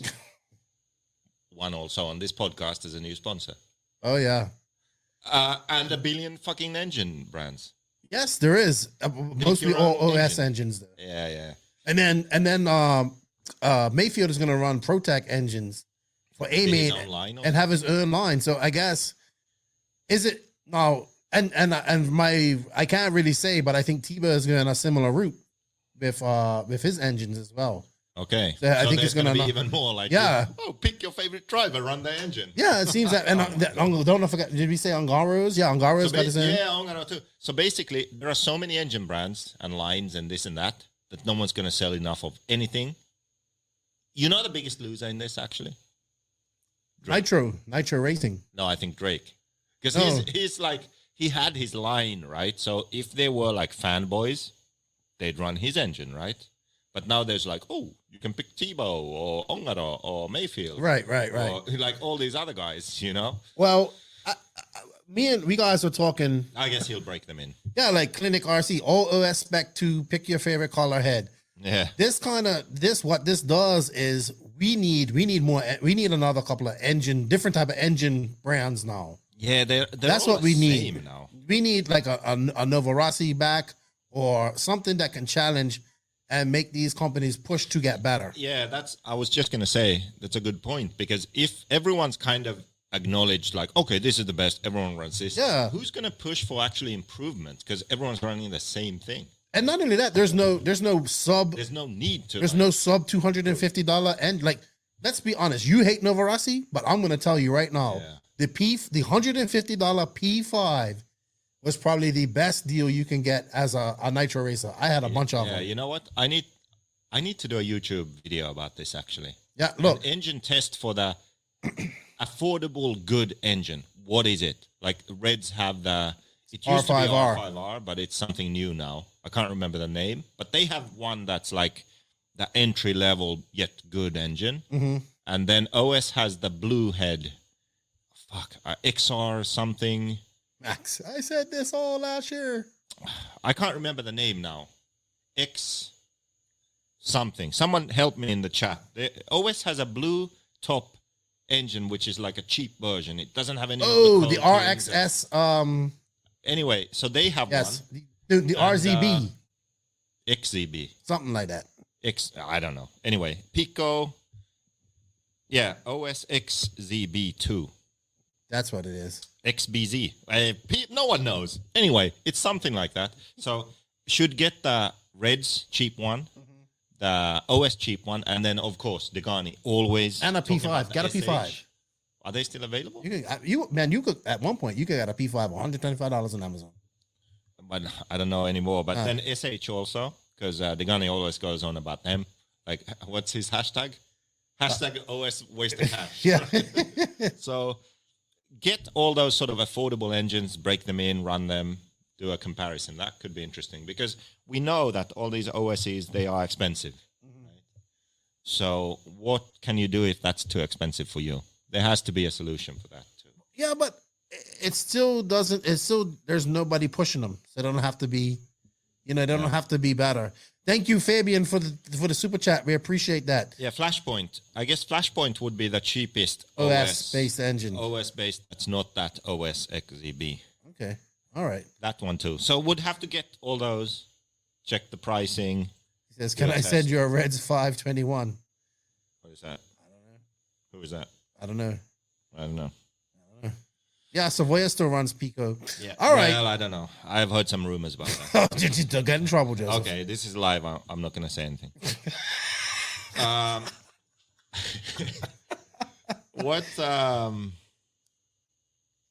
We had something we were going to do. No, we got to talk about no big tire moves. The only thing is that we're still kind of waiting because the thing was we heard that maybe Ongaro is going to hot race. Barufalo left hot race kind of in a suddenly like a hissy fit, like what happened. But then Berton went there. Or maybe that, but I was thinking like, because I know Barufalo and Ongaro have some beef. So if Ongaro was going to go to hot race, I thought Barufalo would leave. But Ongaro hasn't said anything. So I don't know if that's coming or if it didn't happen. So, I don't know, dude. I don't know. But I will say this. Hot Race has stamped the authority. I would say that they are probably top 3 tire brand now in the world. In America. Yeah, so we have Proline and AKA both got bought by Horizon. So there were a lot of drivers who their deals were cut. For Europe, I know that there's some availability issues, even not just like team driver stuff, but just generally like, I want your tires. I cannot get your tires. Like, that's pretty bad. Then we have J Concepts, but J Concepts, they don't have pre-glued tires, only bulk. so you have to glue them yourselves. In Europe, that's a big deal. So J Concepts is pretty much dead in Europe. In America, they're strong. Hot Race, strong in Europe, getting stronger in America. So I would say they are in the mix. It's like Proline, aka J Concepts, Hot Race. Like Hot Race has become one of those brands. Yeah, it has. Right? I would say it has. But I would say in Europe, there's also Sismic. Yes. And Sismic is special because they have a very different compound to the other tire brands. And not just the compound, but also their tread design. So they have that tire Magma, which it's like a diamond shape. The diamond is like gaps in the tread, and then the pin that makes that diamond shape is very small. So the combination of the tread being very sort of soft and flexible with the small pin, and the compound, which is very, I shouldn't say very. The compound, which I think is some kind of synthetic rubber that is different to the other. Magma 2.0. It's different. RC it's different to the other tire manufacturers at the moment. What has happened is that there are certain conditions where that tire is way better, like above. And oil conditions, like oil tracks or tracks with like multi surfaces or a certain kind of humidity. Like there will just be a track where it's like, oh my god, like everyone who's running Sismic is like half a second faster than anyone else, and that's Magma 2.0. So I think that's interesting, and it hasn't caught on in America at all, I think. But I'm sure that there are tracks and conditions in America also where someone puts that tire on and they'll just be ahead of the game. Well, I think Nemo is bringing in Seismic in America. And, okay. But I just think like, I just think like Hot Race, AKA is kind of, they still have Tebow and Lutz and Proline and J Concepts. So obviously Proline and J Concepts on a different level. I would say J Concepts is probably near the top right now, if I had to say anything. Tires in the industry. I mean, like top tire brand in the industry. I think we have to give it. You have to look globally though. Like J Concepts in America, yes. But then in Europe and the rest of the world, no. Yes. So, but whereas you can go anywhere and you see Proline. Right. I agree there. AKA you used to. I think they kind of not anymore that much. Right. So but now I also see with Drake over on the West Coast, which I knew was going to happen. He's going to increase the presence of J Concepts over their period, and he's already started, and it's happening. But I just think, like I said, Hot Race is just there in that group of those top tires. I would say so. And then you got like even Lugs, who's a sponsor of this podcast. Thank you, Lugs. They made some good moves this year, and they're getting their brand out. So right now, from there on, like it's like there's Hot Racing and tires, they're on a certain level, and then all the other tires are kind of all battling it out behind them for that. But we did this. There were like 15 brands. Like there was Lugs, VP Pro, James, Jetco, Sismic, Sweep, new one, TZO. What am I forgetting? I don't know. We should have probably wrote this down. There are more. Name them in chat. Yeah. We need all the Pro Circuit. Yeah, Pro Circuit. Tyler Wiggins. I don't know who that is. Jared Wiggins. Panther Tires. Panther's still around. Panther. There we go. Raw Speed. Shit, we forgot about that. OGO, we said that. OGO, the new T-Pro, one. Hot Race. GRP is T-Pro. Hot Race. See what I mean? Like, yeah. So when we get Beta, there we go. So there's probably already 10. So we have those main ones, aka Proline, Hot Race, J Concepts, right? But then after that, it's crazy. Yeah, it's nuts. 10 brands right there. Yeah, nuts. HB Performer. Yeah. Dude, we got over 204 people in there. Ever had it for a steady time. Thanks, guys. Keep it going. So we have a lot of people. We should do those questions now. Yeah, all right. So we're going to. Interactive. Yeah, well, we have a trivia question. I don't have a prize for this, unfortunately. Maybe we can think of a prize for this. We should do a giveaway. I don't have anything. Give you away. Now, nobody wants me. I'm cost too much. I'm too high maintenance. We don't have nothing to give away. I know nothing. We have nothing to give away this week. So this trivia question was sent in. Yoda. Who? No, you're not giving away Grogu. This question was sent to my buddy Benjamin James, who's a big trivia fan, and he knows a lot of RC history. And we had some fun doing trivia on the Christmas show. And he asks, this is his trivia question. So the person who gets this, all right, so this is how it's going to work. Hopefully we'll have NNRC shirts at DNC, right? Okay. So whoever... I have to organize that, I guess? Yes. All right, so whoever gets this trivia question, if you live in America or you have a way that we can get this to you in Europe, if there's any Europeans in here, you'll win an NNRC shirt from DNC. So this is being as we have SIC coming up this weekend, the first big race of we have to talk about that real quick, make some picks too. The first big race of a busy, very busy season. SIC or Southern Indoor Championships is in its 10th running in 2022. Who was the Pro Nitro Buggy champion at the first SIC in 2013? Whoever gets that answer, they can, all right, so look, actually, Mike Walker says he'll donate a high-tack hat as well, and a high-tack hat. So I'll donate Lefty's hat. Yeah, mine are too small for my head, so I hope I need a bigger head. What was the question? I missed it. Oh, maybe you should pay attention. SIC something. So we're now in the 10th running of the SIC race. Yeah. Who was the... got it. Cody Thompson got it right. It was Cole Ogden. He won the first SIC race in 2013. Congratulations, Cody. I'll give that to you at DNC. I'll see you there, good buddy. So that was good. Maybe we're going to do some more things like that. Okay, I have an idea. Super chats. Oh, well, there you go. Super chat your questions. Remember, you can also donate just $1, right? Yeah, 99 cents. 99 cents. That's the minimum. Super chat gets questions, and you get answers when we are over 200 people watching. And we are 196. So please share this or tell your moms to watch. Okay? We have a few more things to talk about, though. So let's see. So we are going to wait for super chat questions and over 200 people watching. All right. How about that? So let's bring up demands. Let's talk about something that we haven't talked about yet. So we're here. Beach RC has signed S-Works. They're gonna be distributing S-Works. Congratulations to them. To the negatives already. Yeah, well, it is kind of negative for you, but I mean, no longer distributing Mayako. For me, it's a little bit sad because Brent's kind of been there with us from when we started growing and getting bigger in America.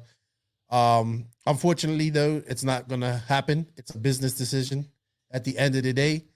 But I am happy for them to get S-Works. I'm also happy for them to get Badlands and make something of it. And there will be a Mayako USA, right, Joseph? Because I know a lot of people were asking about that. Yeah, so, I mean, it's a shame that Beach didn't continue and won't carry Mayako spare parts. But it doesn't really slow Mayako down in any way. So Mayako will have a Mayako USA, which is a logistics company in Illinois. Do you say Illinois? Or Illinois? Illinois.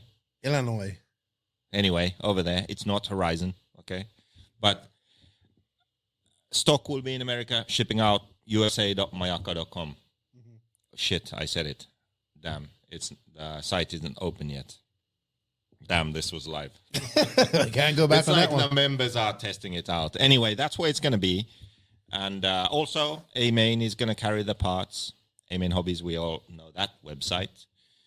And others also. We're going to hook Revelation up. Revelation Raceway in California is going to have parts, I'm sure. Supported everything else we do, so why not this? So it's not going to be an issue to get parts. It's just a shame that Beach RC decided not to keep doing it. In my defense, I would say that... Can I go on? No. Oh, I'll just say this. They are selling S-Works too, They aren't exclusive Mayako, so just because they can't be exclusive Mayako, I don't see why that was such a big deal. But that was the reason. So there you go. Now you know. The world knows. Hey, you give and take a bit in this world.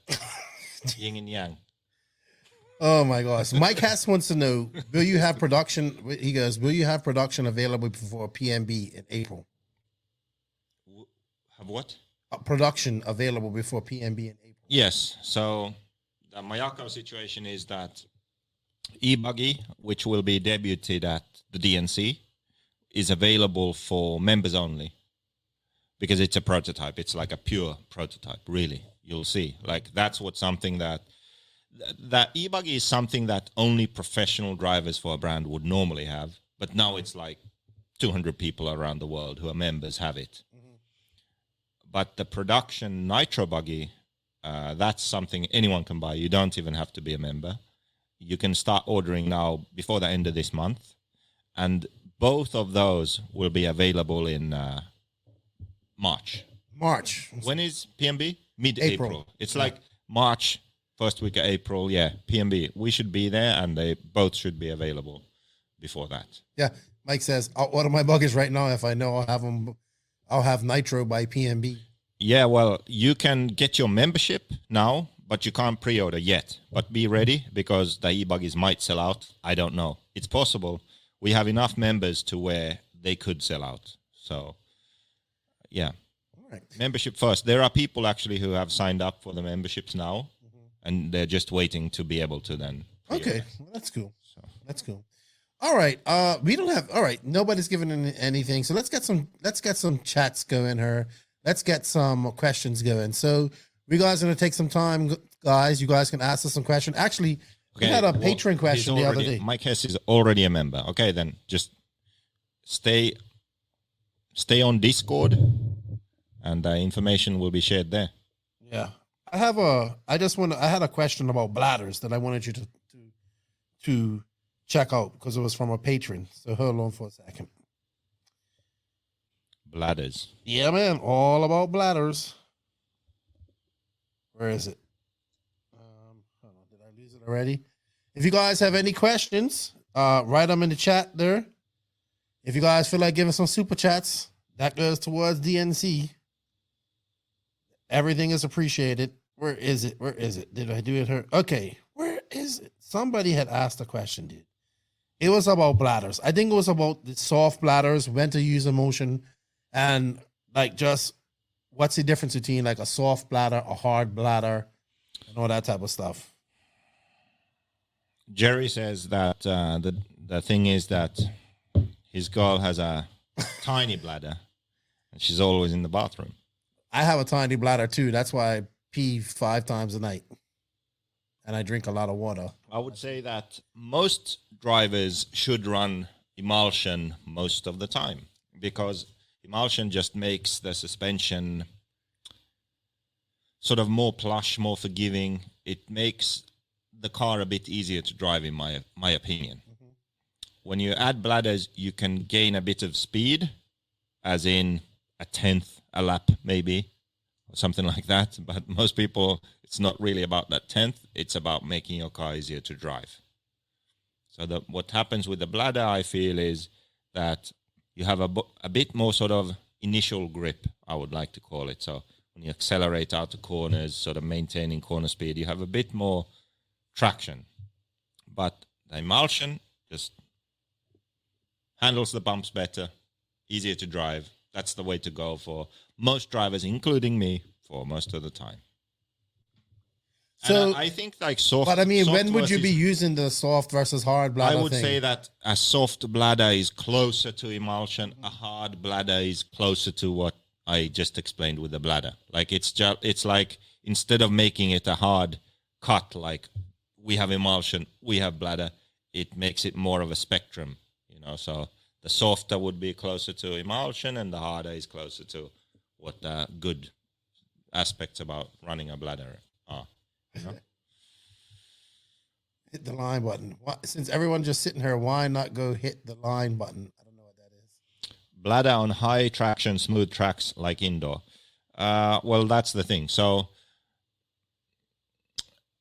on that kind of track, A bladder, yes, maybe you can be faster, but emulsion would maybe calm the car down a bit, and it would be easier to drive.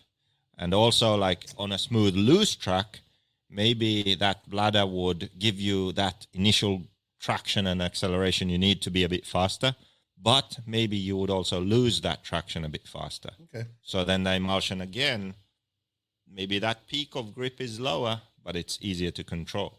Got you. You know, so it's a question of preference and skill level, I would say also. All right. Get the most of it. We ain't getting no questions in, but we do have to talk about something else. SIC this weekend. So we have this is the start of a very busy season. So we got SIC this weekend. Then we got Nats warm up next weekend at Adobe and the TNR race at Thunder Alley. Then we got Montpellier coming up in France, which is the first big race there, where they'll have warm up there. Then they'll have the race. Then we go to DNC. Then a month after DNC, it's the Nationals, which I don't know if we should say it, but everybody knows, you know, that you signed up for. I'm signed up. Actually, we should say this because this is my thing. So I'm signed up for the Nationals, and I told Degani, like, if you get Raw to put it on paper that when Average Joe protests because he's afraid that I'll beat him at the Nationals, if you put it on paper that even though Average Joe protests, I can still race, I'll book my flight and I'll be there. But until that day, I won't. Well, because I remember that back in the day, they made that rule, the HARA rule. HARA won the Nationals, and then they made some rule like you need to be American and pledge allegiance to the flag, and you need to, I don't know what kind of initiation process they have there, but like you have to like prove that you truly are American. Like that you live there and stuff. Well, you have a proper address and all that stuff. I mean, I have a visa and I live there pretty much half the year. So why can't I do the Nationals?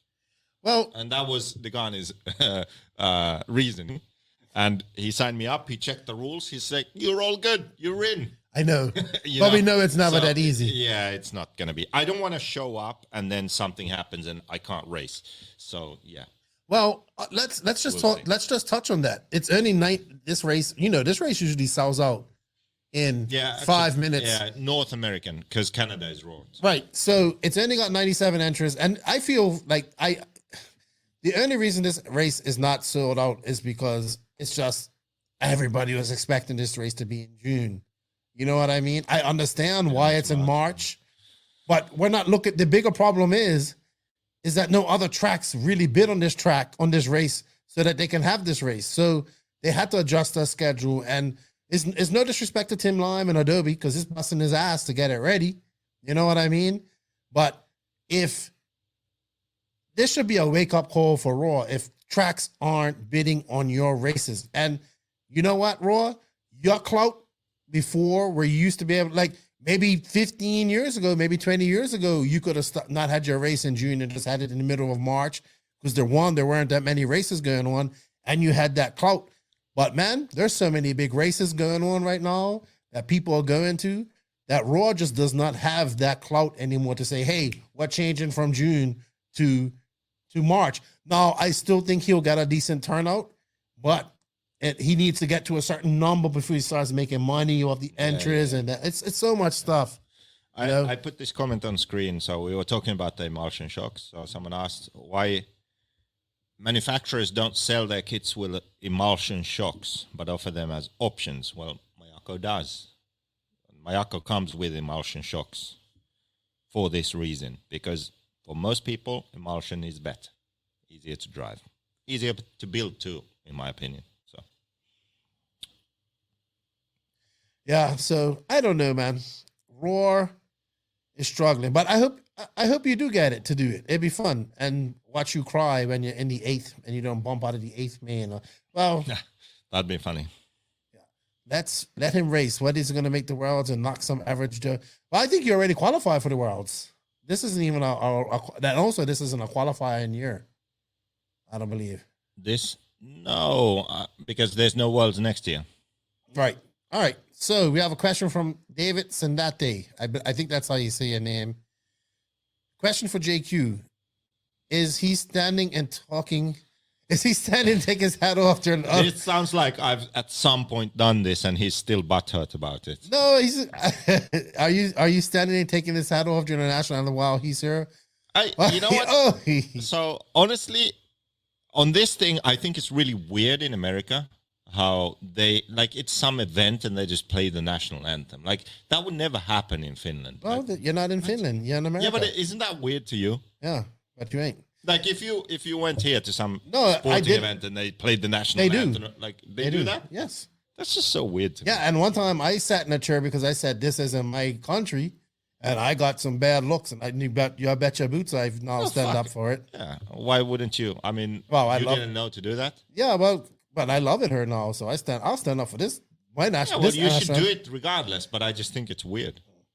Okay, so SIC, let's talk about that. Oh, and don't forget, we also have RCGP, which is a week after the Nationals, and then 2 weeks after there's PNB. So these guys have a lot of 8-scale racing to do in 4 months. Hey, you killed RC Mumuz, the French guy. He said he died. Oh, he's going to sleep. Thank you, RC Mumuz. We appreciate it. Keep up the good work. All right. I think RC2 is going to sell out as soon as it goes up. Entries open because people are excited to go to that. Frankie says it's called pride in your country. I say it's called brainwashing, but hey, that's me. All right. See, we can't have you on to live no more. We can't have you on live. RCGP is at stop it. Look. RCGP is at SMB in Piedmont, South Carolina.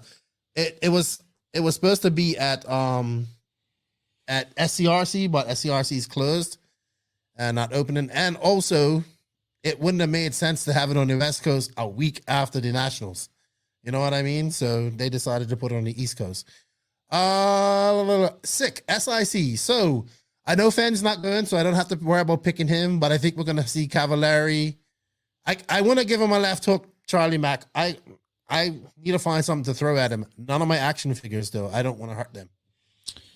Question, Neo DXR Kings, is it coming back? I heard it wasn't coming back. Really? Yeah, but I don't know for sure. But that's what I heard at some point. I can't remember who said that and why. But well, I know Phil isn't coming back. Well, no, but they had the race after Phil, So, but I heard that it wasn't. All right. Oh, you know what? We got to talk about SIC. Let's make some picks for SIC then. So Fenn's not going. I think everybody's going besides like Fenn. Okay. Ty's on his way there. He's there. I don't even remember what the track is like and all that kind of small indoor track. Smaller, not like it's not small, but it's like, is Mayfield going? Yeah, Mayfield's going. All the top guys are going. I think Fenn's going out to practice for he's going to Nats warm up. No, that's the weekend after. I'm sorry. He's going out to. He said that he is not going to whatchamacallit, to SIC. So I am picking for this race. I'm going with Jared Tebow because he's won this race before a couple of times. So I'm taking Tebow. I'm going to put, you know what? I'm putting Cole Ogden as my second place driver. And, wow, I'm putting Cole over Mayfield at this race. And Mayfield. Yeah, Fuller's there. And Fuller will be in top 5 or. Oh, okay. So it's going to be interesting to see. Pavitas, I think Pavitas is going to. I wish I could see SIC results from last year. Yeah, pull it up on your thing. Who are you guys picking for top 3? Live RC? Yeah.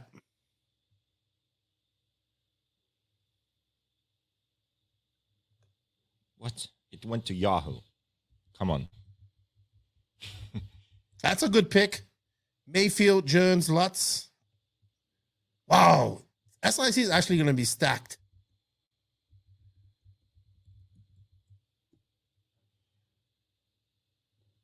Date announcement. Come on. This is a problem. Like, why can't we find results easier?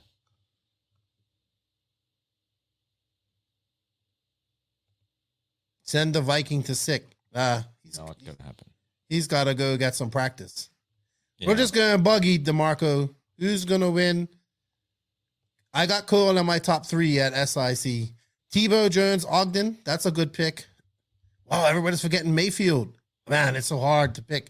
No, man, I don't know if Ty's going to be there. I'm recanting my pick. Wait. Recanting my pick. Let me just complain a bit, because complaining is one of my hobbies. So on Live RC, when you go search, why can't you search for the freaking name of the race? Southern Indo, nothing. It doesn't find race time. Race. How? Like, I know that the race is Southern Indo Championship. I search for it, nothing comes up. I have to know that the organizer is race time, and this is ridiculous. You also got accused of insulting somebody. You insulted somebody? I got accused? Yeah. You said you It doesn't insulted. find anything. It's I'm on in the search. Race Time Entertainment. I'm searching. Yeah, I know it's track hard. list. I know it's hard. I'm searching for the track list. What do I search for? You know what? I'm recanting my picks. I'm going Tasman. Okay, live. How do we search? Oh my gosh. For this? You show it. Share your screen and do it. Go to Live RC and actually find Live RC exists for one purpose and one purpose only: to freaking show results of RC races. And you go on there and you can't find the races. Will you stop complaining? This guy is so salty. A guy came across yesterday as he was walking with his music blasting, and he just went into this tirade. Can I share my screen and we'll do this? I'm gonna do that right now. Okay. Yeah, it's hard to find. I was looking for it the other day. We're gonna get let's improve RC by starting with Live RC. Okay. Yeah. JQ, this guy came across blasting his music the other day, and JQ was all ranting and raving like some old fart. Why is he playing that music so loud? Stop sharing your screen. I'm not sharing my screen. Yes, you are. It's in there. Remove it so I can share this. There you go. Okay. Window. Chrome tab. Live RC. Here we go. Okay? Can you see this shit? Yeah. Okay. Watch this. Oh, I want to find the results for Southern. Oh. Oh, nothing. Okay, so it's not Southern. Okay, let's look. SIC. Race Time Entertainment. Okay, let's look for race time. Nothing. What the fuck? Okay, driver. Race. Okay. Switch tracks. Dude. How do we find? Literally, how do I find it? I'm out. Can Throw somebody me a bone send here. Can somebody Can you help? Somebody Race. send us the link to SIC from last year, please. Yeah. There we go. Can't see it. JQ, Village Idiot. I agree. Can you see the screen I'm sharing? No, I can add it. Why didn't you add it? Okay. Race. Time. Nothing. Race. Time. Nothing. Southern. No. That's Okay, not it. nothing. No, SIC. you know what it's under? I bet you it's under Southern Nats. Nope. No. So how do you find it? I Someone don't in know. chat. Read chat. Oh, Chat, look help under me. AMS. Or somebody can find the link. Send it to us. Look under that. Yeah, okay, I found. So I'm looking for Southern Nationals, but I go under AMS. Just shut up. And do Then it. what? This guy, you are a professional complainer. Well, come on. I go to Live RC to look for results. I have to look for Can we results just look? of Can you just something find the else results and stop complaining? to find the results I want. That's unacceptable. This is what I've been going through every day, people. He finds Okay. So something to complain race about. results, view results from other events. Oh, there we go. So why couldn't it find this? Whoa, this isn't. That's not the race. AMS, look. AMS 12, Alabama Manufacturer Shootout, Southern Indo Nationals. The fuck? Copy this shit. There we go. Thank you, Derek. How you doing, buddy? Hey, how do I go back to Live RC main site? No, you just got to go to view search. other results from other. No, but I want to search for that actual name that I copy paste. You know what? You're wasting a lot of time on this. Oh my God. Anyway, just make your picks. I am going. Okay, wait. Southern Nationals 2021. Final results. They actually had that. That's Southern Nationals, not Southern Indoor Championships. Oh, shit. I already forgot that part. What are you doing? Just go. Yes, now go to view other GSOMs. Go down. There we go. Southern Indoor Championships. Is this the right one now? Final results. Oh, my gosh. Somebody come get this guy, please. Somebody come get him. Okay, look. Copy this. We're going to use this in search in a moment. Can we just go to the results? Like, you know. Okay, there we go.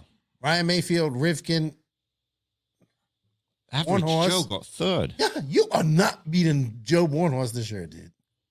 Jesus Christ. Yeah, you would be like in 12th. Okay, let's see. I'll beat Tyler Hooks. Come on. You ain't beating Hooks. No, Hooks has gotten fast. No, yeah. This is my thing, guys. Take this off the screen. There is no way that.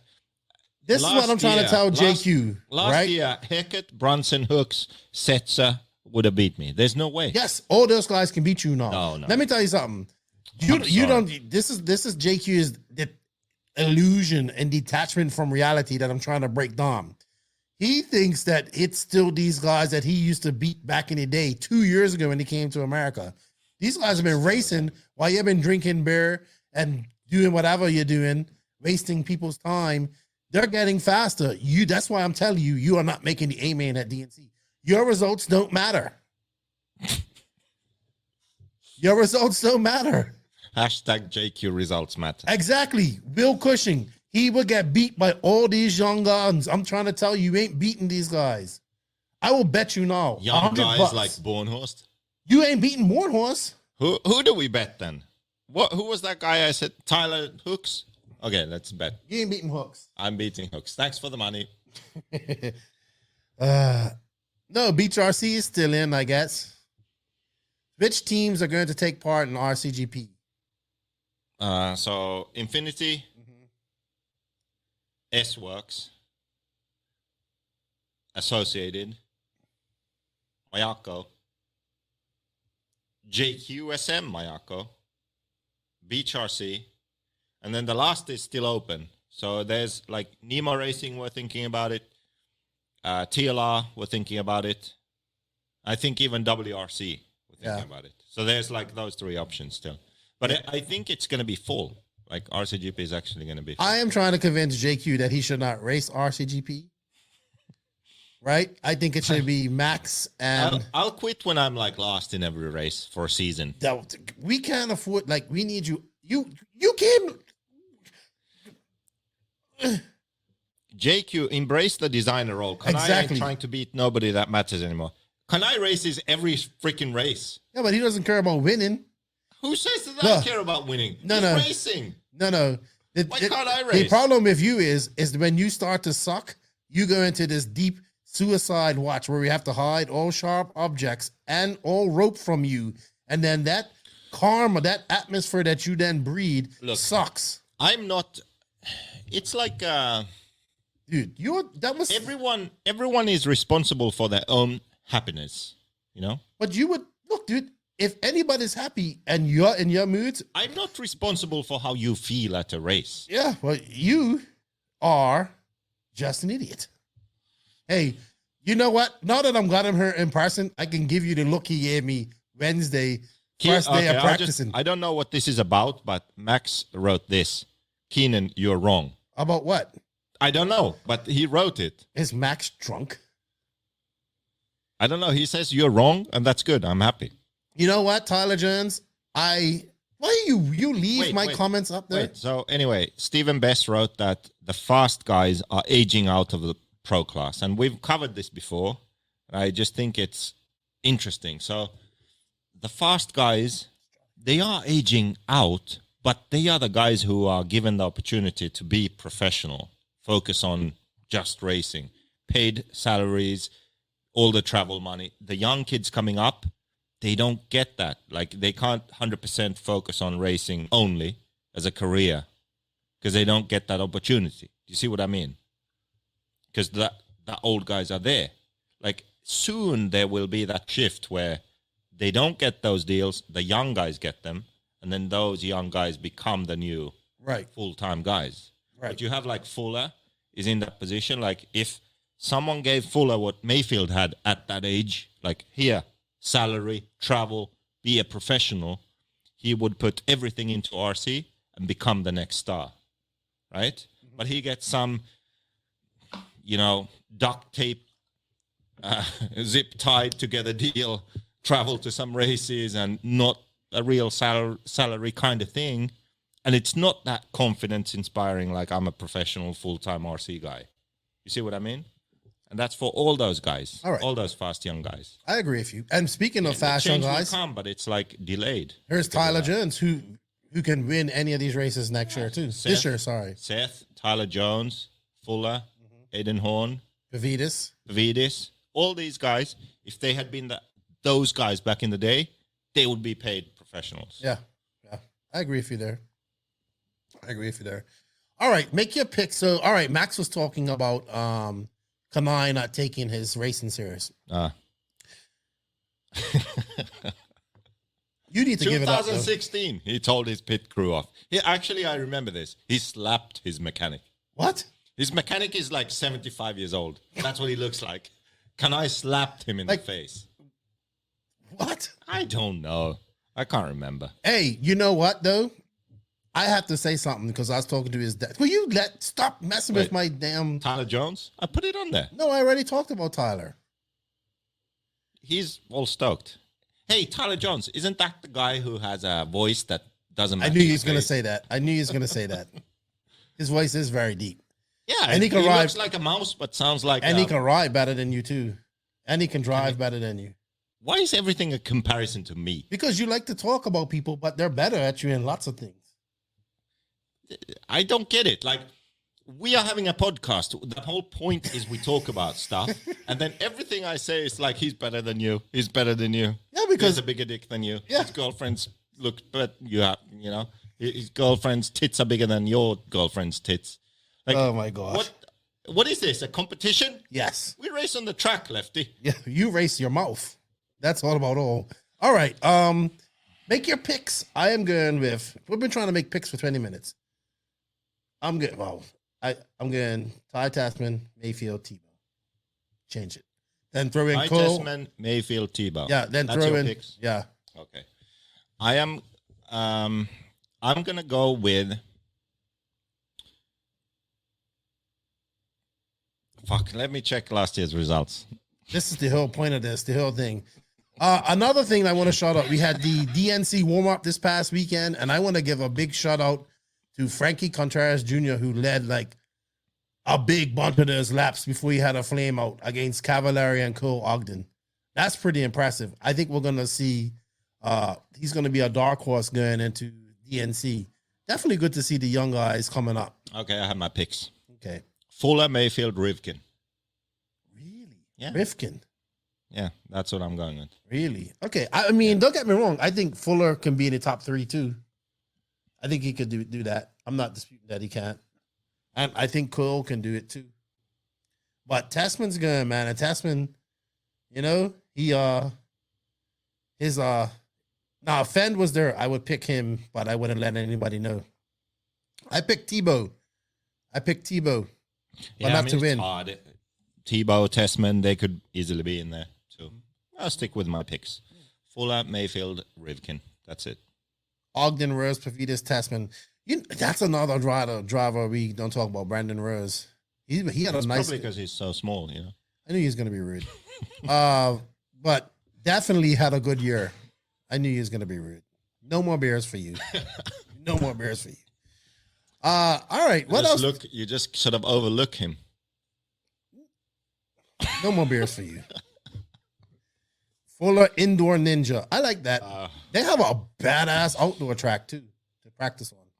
All right. We need questions. We need live interaction. Well, we've been going on for 2 hours, so we need the final live interaction, and then we go. All right. All right, so we should take a look at Fuller. Look good. Fuller looks good. He looks good at that HB. Do we have any like questions we can ask people? No. Does anybody have any questions? Dude, but I love the DNC track at the moment. Oh yeah. Ooh. The track they had for that race they had. Oh yeah. Oh wow. Oh yeah. I love it. So, what's up with Serpent? That's a good question. Serpent. They have like Billy Easton. He's That's it. somebody. He was at a race. He's going to a race this weekend. Actually, a 10-scale race. He's going to Hoosier. I know what Hoosier to do. Hobbyplex. I know what to do. Look. How do we find Southern Indoor Championship on Live RC? I'm serious. I'm serious. Now check chat. How do we find it? Yes, we should be in America for Look RCGP. at it. Can you see the screen? Joseph, you're already how do we find it? Alabama. Look, I pasted the literal fucking title of the race. Look, Southern Indoor Championship 2020. No matching records found. Can we fix this, Live RC? Right. Please? Can you stop complaining? SIC is what I'm looking for. I have to look for AMS. We know this. I have to look for AMS, which I obviously know because I'm a genius in RC, and I know that when I want to look for Southern Indoor Championships, I have to actually look for AMS because AMS is also run by Race Time Entertainment, whereby I can go here and then click on race results. Then when I get to the AMS race results, which I don't actually want to see, I can then click on view results from other events, which then brings me to Southern Indoor Championship. It's a genius way to be completely fucked up. So please, Live RC, fix this. Okay. I would just like to note that back in 2016, Live RC did not actually do the one thing they were supposed to do, which is provide the fucking results. So they didn't have the overall results. If you wanted to know which position you finished, do you know what you had to do? Do you know? I don't care anymore. Wait. I'm going to tell you. I'm going to tell you right now. You had to go down here to... scroll down here to the mains, which are... Wait, they're actually mixed. What? There we go. Now, there we go. Okay. So obviously I would be in the B main. Okay. So I would look Nitro Buggy, Pro A main. No, I'm like, where is it? Help me out here. Where's Pro? Oh, there we go. There's Pro Nitro Buggy B main. Then, Tyler Hooks won it, but I would have beat him. I wish I could mute him. Wait. So I'm here. I'm 7th in the B. Where did I finish overall? No fucking idea, right? Nobody cares. That's what you had to do. And then after muchos complaining in many blogs and videos and all kinds of crap, right? And Brandon Road getting mad at me. And then eventually what happened was, we got final results, which is the whole point of the website. Now we can go on here and we can find the results. So I hope. There we go. I hope you can make a segment out of this rant. MX304, Race Tech Rant of the Night. Yeah. So I hope you make this into a segment. And my good deed for the year is that Live RC figure out their goddamn search function. So when I want to look for a race, I can actually look for it in search and find the race. Good. Okay. Can we get off this now, please? Okay, now we can go. Stepped off my soapbox. It's coming close. If you guys just see the camera fall and just hear a bunch of scuffling, know that I am smashing his head against the floor. Okay, and this. All right, so this is good. Somebody wants to know our picks for DNC. This was strategic. I am on Lefty's left side. High five, Lefty. let me move your water bottle. Okay, now you can high five me. Yeah. See? Strategic. All right. Brian Moore, what are your picks for DNC? Well, it's kind of hard not to say Mayfield. I knew you were going to do that. I mean, come on. Are we going to pick Ronnefalk really? Like, I think if I don't pick Ronnefalk, he'll probably never come on this podcast again. You might jinx him. What if he's the new fan? I am picking Mayfield. Yeah. Okay. No, I'm not picking who I want to win then. I mean, of course we have to pick Ronnefalk. Like, car's going to be on point. Like, we have a few weeks of practice ahead of time. That's why we are going there. Like, we're going there to win. All right. Who do you think can upset Ronnefalk? Who's your biggest worry for him? My biggest worry would be Mayfield, very obvious pick, and anyone else than Mayfield would be. I don't know, man. Oh, that's hard actually. Like, I think Tebow was good there. Good. What was the podium last time? Like, don't go on live the Europeans there. Do not. But it was a different track. Yeah. So when we were at this facility, it was Ronnefalk and Mayfield were the top guys, weren't they? I want to say Tebow was up there. Yeah. Well, Seth was he TQ'd. Yeah, but then he fell back. I would say the biggest threats would be Mayfield, Tebow. Can Fend keep it together? What about him? Did they have a new car or something? I think they did. Someone said something. They have a new car or new something. Rivkin, too bumpy for Rivkin. We say that, but he does well at these races. No. Too bumpy for Rivkin. No, you would say that. See, Jared, there we go. What's up? I finished second. Yeah, see? He was up there. Wow. I told you. I remember Tebow was fast there. So Mayfield, Tebow. He likes those rough tracks, see? Lots with the Kyosho, you know. Yeah, maybe. Lots could be good. Maybe. What about young guys? Who do you think's going to be up there? What about Europeans too? Like Barufalo, I would take no. Ongaro. Ongaro. Nah, I don't see Ongaro. I don't see him winning. His setup, style, driving style. Maybe Boots, Canas.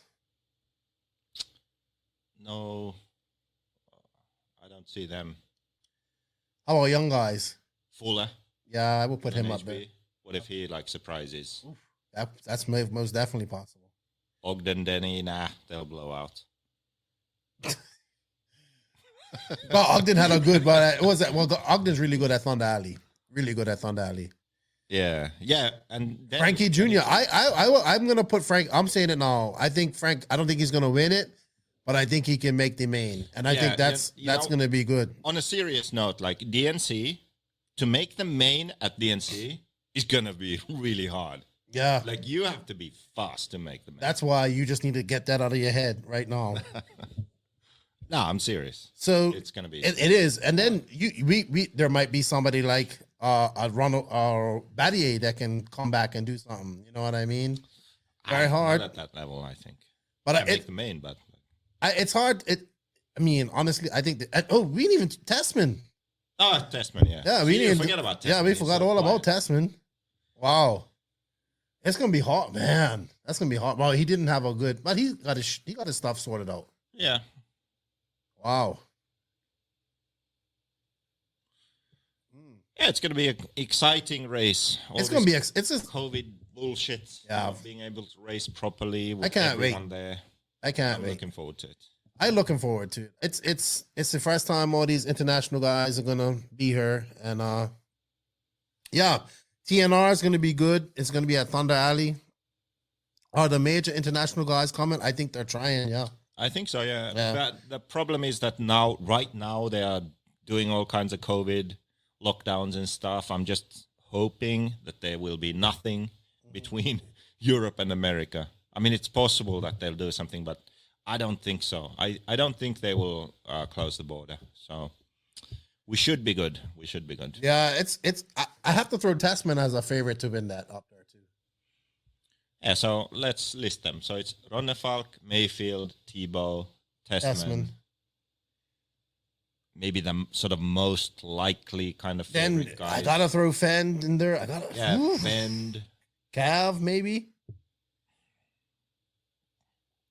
I don't know. I guess Fend, Cav. Can CJ get up there in the main? When I mean, no. Well, maybe in the main, yes, but he won't be like a top guy. What Europeans you think will definitely make it? Right. if we say Europeans who make the main, okay, I would say Ronnefalk, Barofalo, Carlos and Robert, Ongaro. That's 5. Yeah. And me. No. I guess those. Lutz will make the main. I would think Lutz. I think if Lutz gets a top 5 at DNC, he should be, that'd be good for him. But I think there's definitely going to be drivers who you would say like, it's an A main guy, like he's definitely in the main, and he's going to be in the B, and you're like, why not even said anything about guys like Tyler Jones or even Seth Van Dalen? And you thought that you was going to come 7th? Yeah, but even those guys, I would say that there will be bigger names who are like out of the main. Yeah. You would expect to be in the main. No, I expect them to be in the main, and then some bigger guys outside the main. Yeah, there will be drivers like the B main is going to be a ridiculous race. Oh yeah, it's going to be. And there'll be drivers who don't bump, who don't have problems, who are top guys. It's going to be awesome. It's going to be a great first. That's going to be good. I'm coming for a spot in that main. At DNCJQ, they make. You know what? I give him credit to make the C. How many mains do they have at DNC? In the pro class? I don't know. I don't think Drake's gonna make the main this year. Kyle Chasen. I think Drake and JQ are gonna be battling out in the B. All I know is I'm beating Drake and his boy Average Joe. You're not beating Bornhorst. I'm beating both those fools. You know, man, you're so delusional. It's crazy. So delusional. Doubt me now, JQ. Let's go. Bill's pretty fast. You'll be battling out in the back of the B. That's where you're gonna be. I'll beat Anthony Westergaard. Yeah, I think you could beat Westergaard now. That could beat it. If the European guys, it would definitely look a lot different. Definitely look right. Pagani for that win in 40 plus. That's a guarantee. No, Saxton. No. With the Mayako, he's going to be so much more dialed. He doesn't have a 20-year-old technology or 11-year-old, whatever he said in that bouncing turd. Westergaard. Westergaard, we guys saw you guys at the Supercross race. Anthony, we were watching the Supercross, and I kid you not, they like panned across the audience.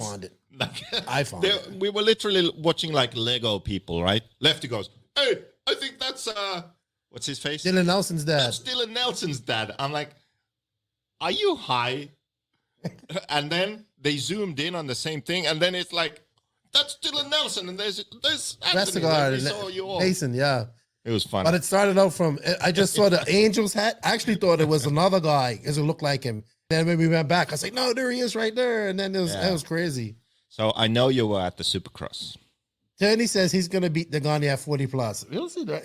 Hey, Greg takes DNC serious. He even practices beforehand. He's like, he's all on JQ's case about getting to America now so he could get practice. Yeah. Charlie Mack says, we're not saying dialed anymore. No more dialed. Okay, what are we going to replace dialed with?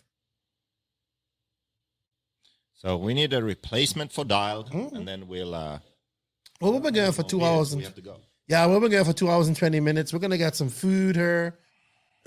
we had over 180 people in here all night for 2 hours. That's great. Good. That's great. So any last questions, comments, then we have to go. Yeah.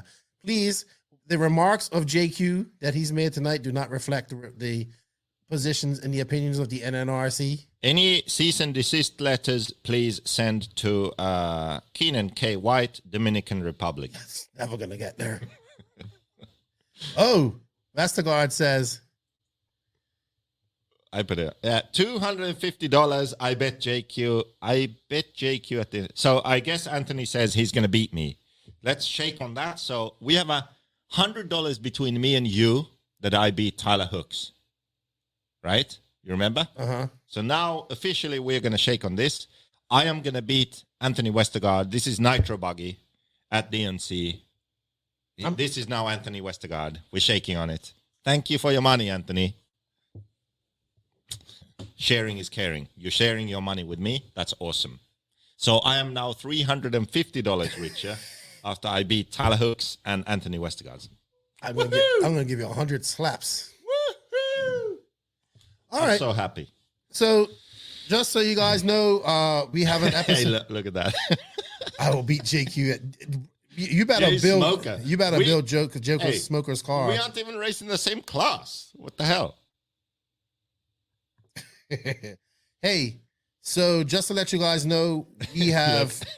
There goes my Uncle Profit. You have a flame. You have not flame like every other. What? You have to not flame. What do you mean? Do I flame out at the races? Hey, you flame out in your brain. Yeah. That's your brain flames out. Who's that Jay person? Smoker trying- doesn't believe in me. Just lost money. Anywho, Uh-oh.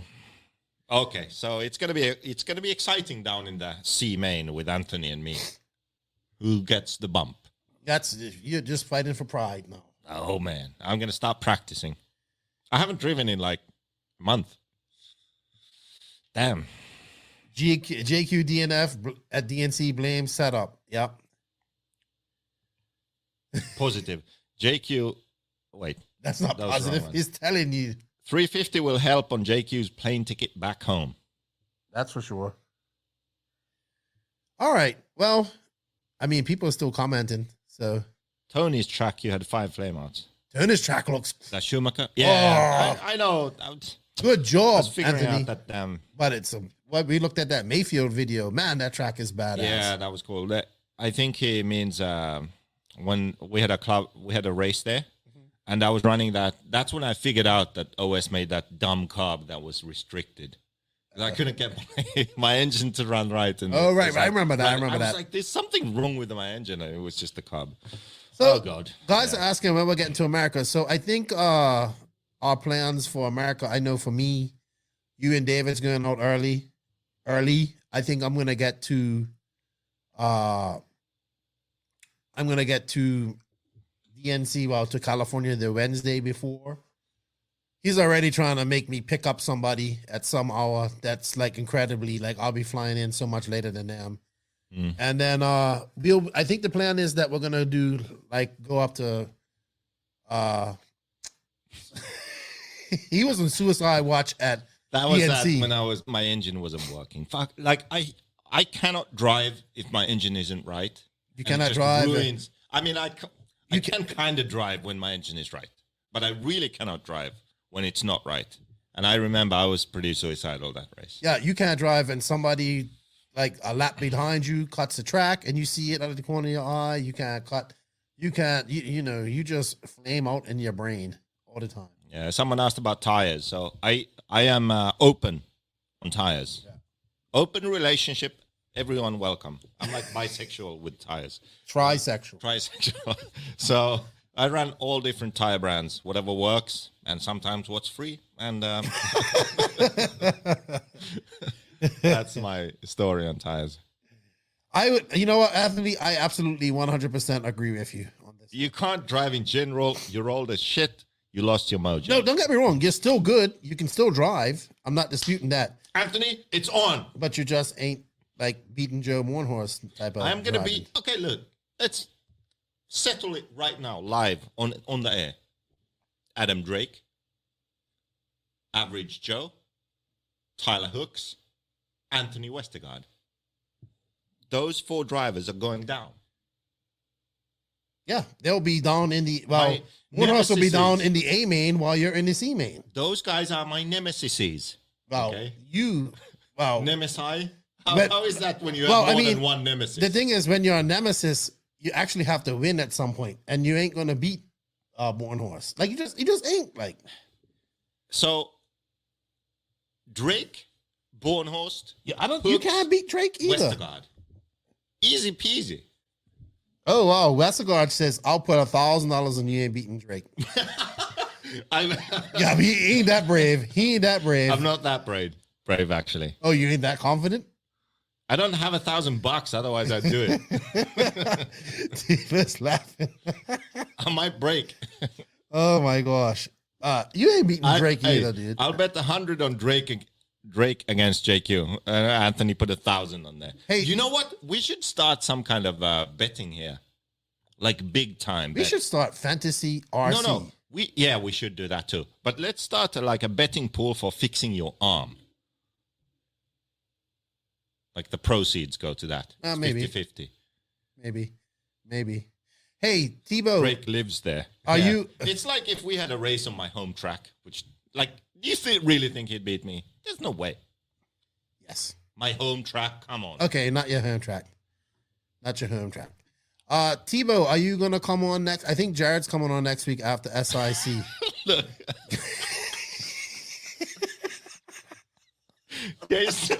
Jay Smoker bets 10,000 against me beating Jared Tebow. Okay. Well, no, I'm Tebow. Tebow beating like, you against us. So Tebow beats me. Yeah, I agree.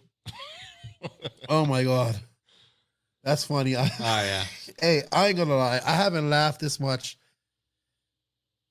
DNC betting on FanDuel. Yeah. We need to start an RC. We should have bets like S-Works versus Mayako stuff and like HB in there too. And then me and all my nemesis. What is the plural of nemesis? Like most people have one nemesis. Like, you are my nemesis, one person. Not you. I got have a whole 4. No, 4. And then we have Max in Europe, You have 4. Let's put a couple of zeros on the end of that. Well, I have 4 in America. 40 million. Oh, wait. There we go. All right. So I guess that's it. Maybe we should make some Supercross bets then for this week. Or picks. Supercross? Yeah. It's Oakland. Yeah. Okay, let's do that. Okay. He goes. Fuck, it's really hard. You have a plethora of really nemesis. That's it. Man, Supercross is really hard. Of course, Jay Smoker says Tomac. Nick says Webb. Chase on 450. I'm going to take Malcolm this weekend. Malcolm? Yeah, I want him to win. Outside pick. I mean, I don't think so. I do want him to win. But then you can't go against like Roxon, how he looked. Yeah, it's so hard, man. Yes, RCGP will be happening. Sorry. I think Sexton gets his first win. He was so fast. I think like Sexton, Webb, Roxon. That's my picks. Sexton wins, Webb second, again, Roxon third. We should make a bet. Are we going to see any RC people in the stands this week? There's no way. No way. It's Oakland. You'll be at A2, right? Yes, I think so. Okay. Yeah, A2, end of this month. Okay. Yeah, because it goes San Diego, then Anaheim. Yeah. Well, I don't know, man. Drake face tattoo. Someone says you got to get a Drake face tattoo. If I like Norris. Lose some bet. Webb, Mookie, Roxon, we have. What did I say? Sexton, Webb, Roxon.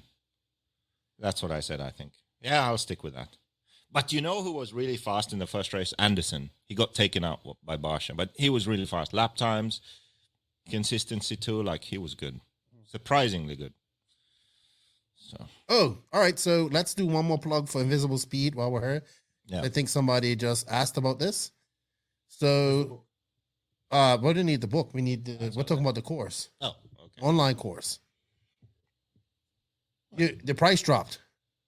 The price did drop.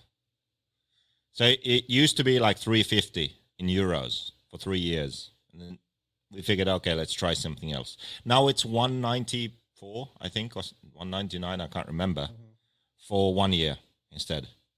And the thing is that what we are trying to do is we are trying to give you value throughout the year. So the subscription comes with Discord access. So you get direct access to us. So on Discord, we can have live chats, live video. You can be at a race live and literally ask for help, support, setup advice. And also we'll have a run through of the course. So we did a test. We had 1 month where we went every week. We had like multiple video meetings, 3 meetings a week or 4 meetings. And what we'll do is we'll spread those out over the whole year. So each quarter we have 1 week with intensive meetings, and then between those, chat and random live videos in Discord. So I think this way, if you are into racing, no matter what brand you run, this will be beneficial. So it's worth checking out, invisiblespeed.net. And not only that, we'll also be doing it in Spanish.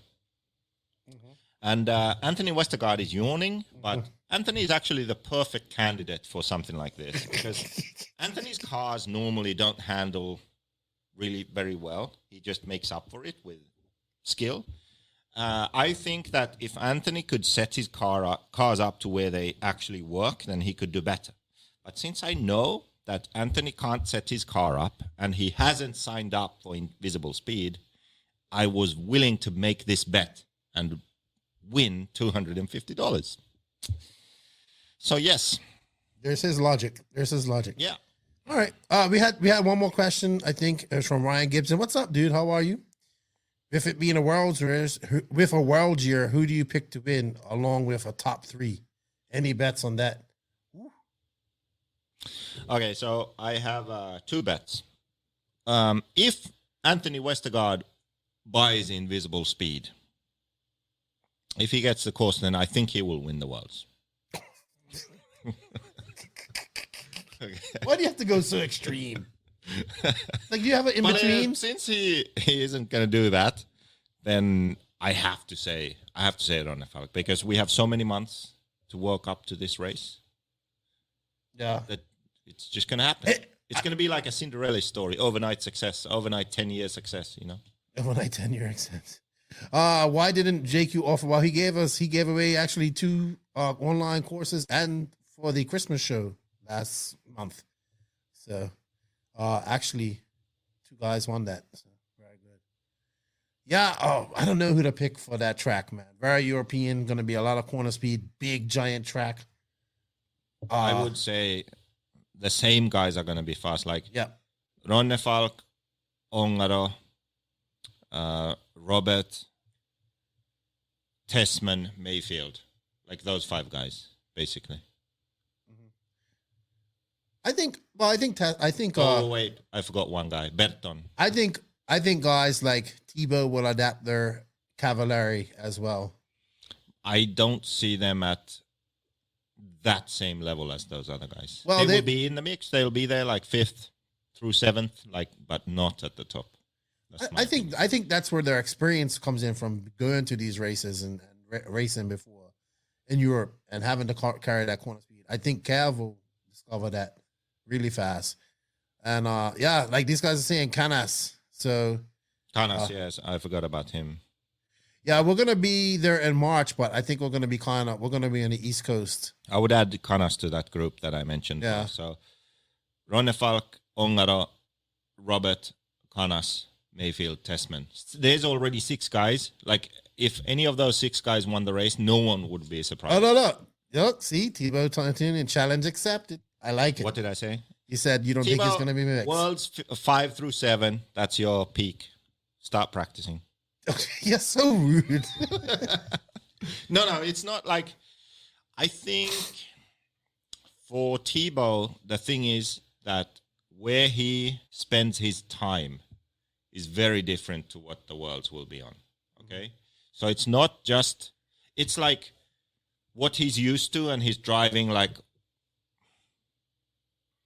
Where he's really strong is those tracks where you need to be very precise with rough tracks, bumpy tracks, place your car, this and that. This is not that style. Okay, so already style is different. But also where he goes to practice daily is also different. It's not this kind of super high speed, carry your corner speed. So it also has to do with the setup. Okay? And then third thing, the car he's running isn't naturally fast on that track. Like, you just put it down, stock setup, it's dialed for this kind of track, So those 3 things are against him. So I just don't see him overcoming that. But hey, I'm happy he took up the challenge. Yeah, to shut you up. Reach over and slap him.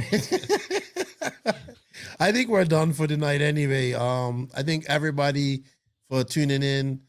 Just to let people know, we will be in, like I said, in America.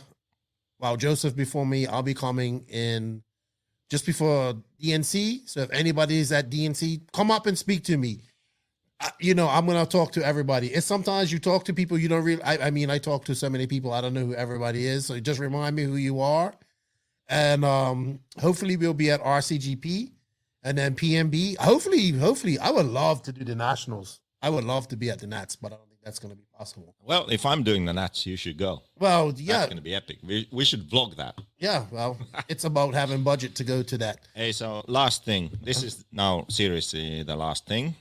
Any surprises or underdogs? Let's do that. But let's do it like for the year. Like who breaks through? Who's like someone... I am telling you now, and people, this is a very, and I told you at the beginning, I think Mason Fuller comes out of HB as the top driver.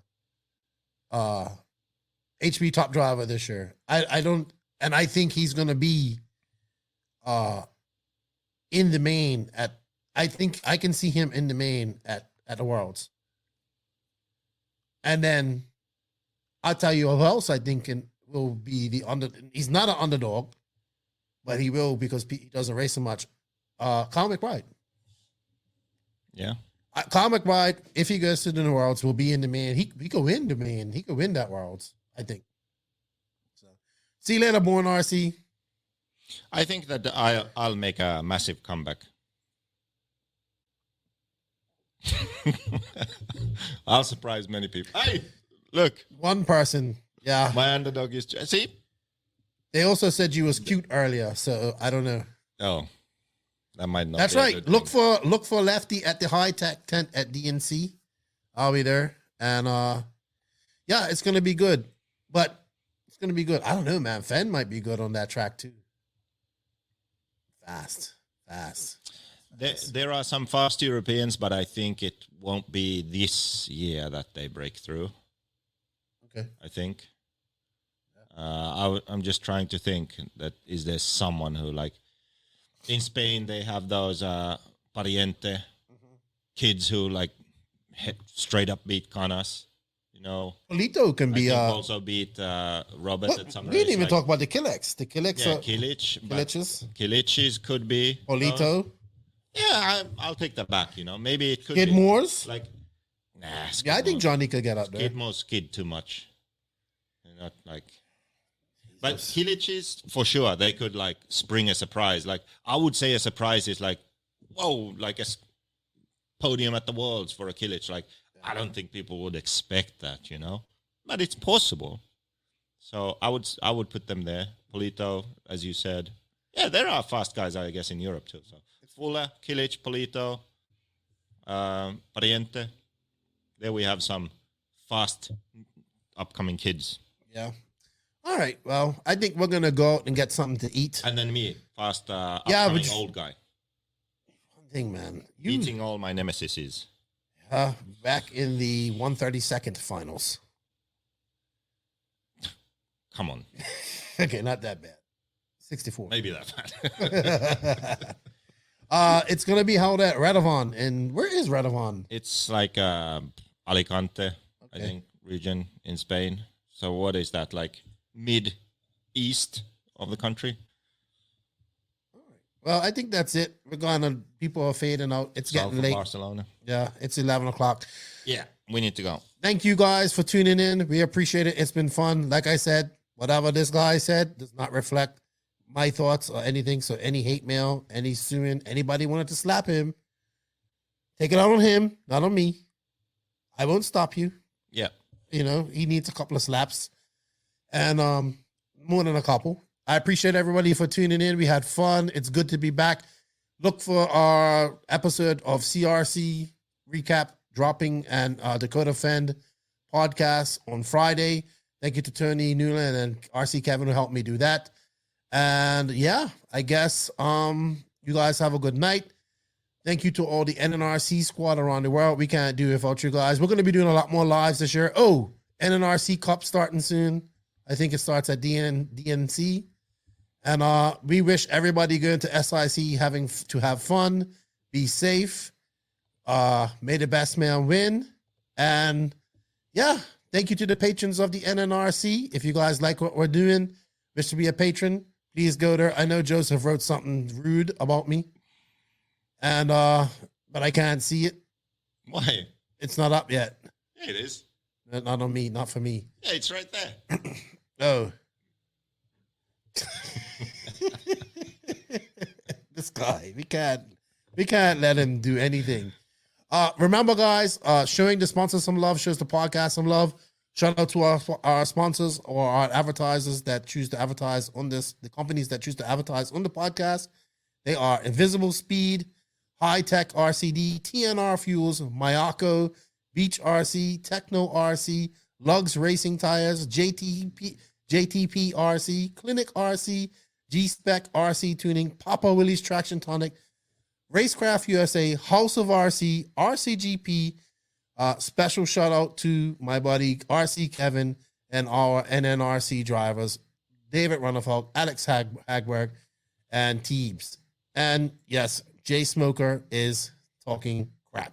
You all have a good evening. I just noticed that there's a lot of RCs in your sponsors. Oh, it's an RC podcast. Yeah, but everyone's like RC. Like, what else would it be? Like, if you now read a sponsor of like something, obviously it's RC. Yeah, no more beers for you. Joseph, say goodbye to everybody. Goodbye, see you at DNC, where I'm going to beat my nemesis and Tebow takes up my challenge. There we go. You know what? Nitro is the glory. E-Buggy pays the bills. If you ain't grinding, you're sliding. I have 5 more days of this guy with me.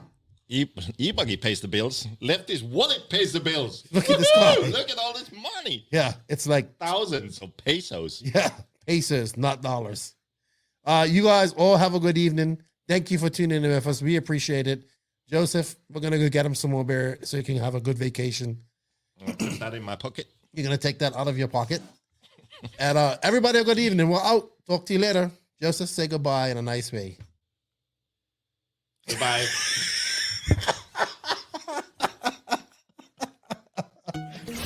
Thank you for listening to the No Name RC podcast. We greatly appreciate all the support and love from you, the listeners. Without all of you, none of this is possible. Special thanks to our patrons on Patreon. If you wish to support the podcast further, you can at patreon.com/NNRC podcast. As a patron, you will receive early releases, special content, and patron-only giveaways.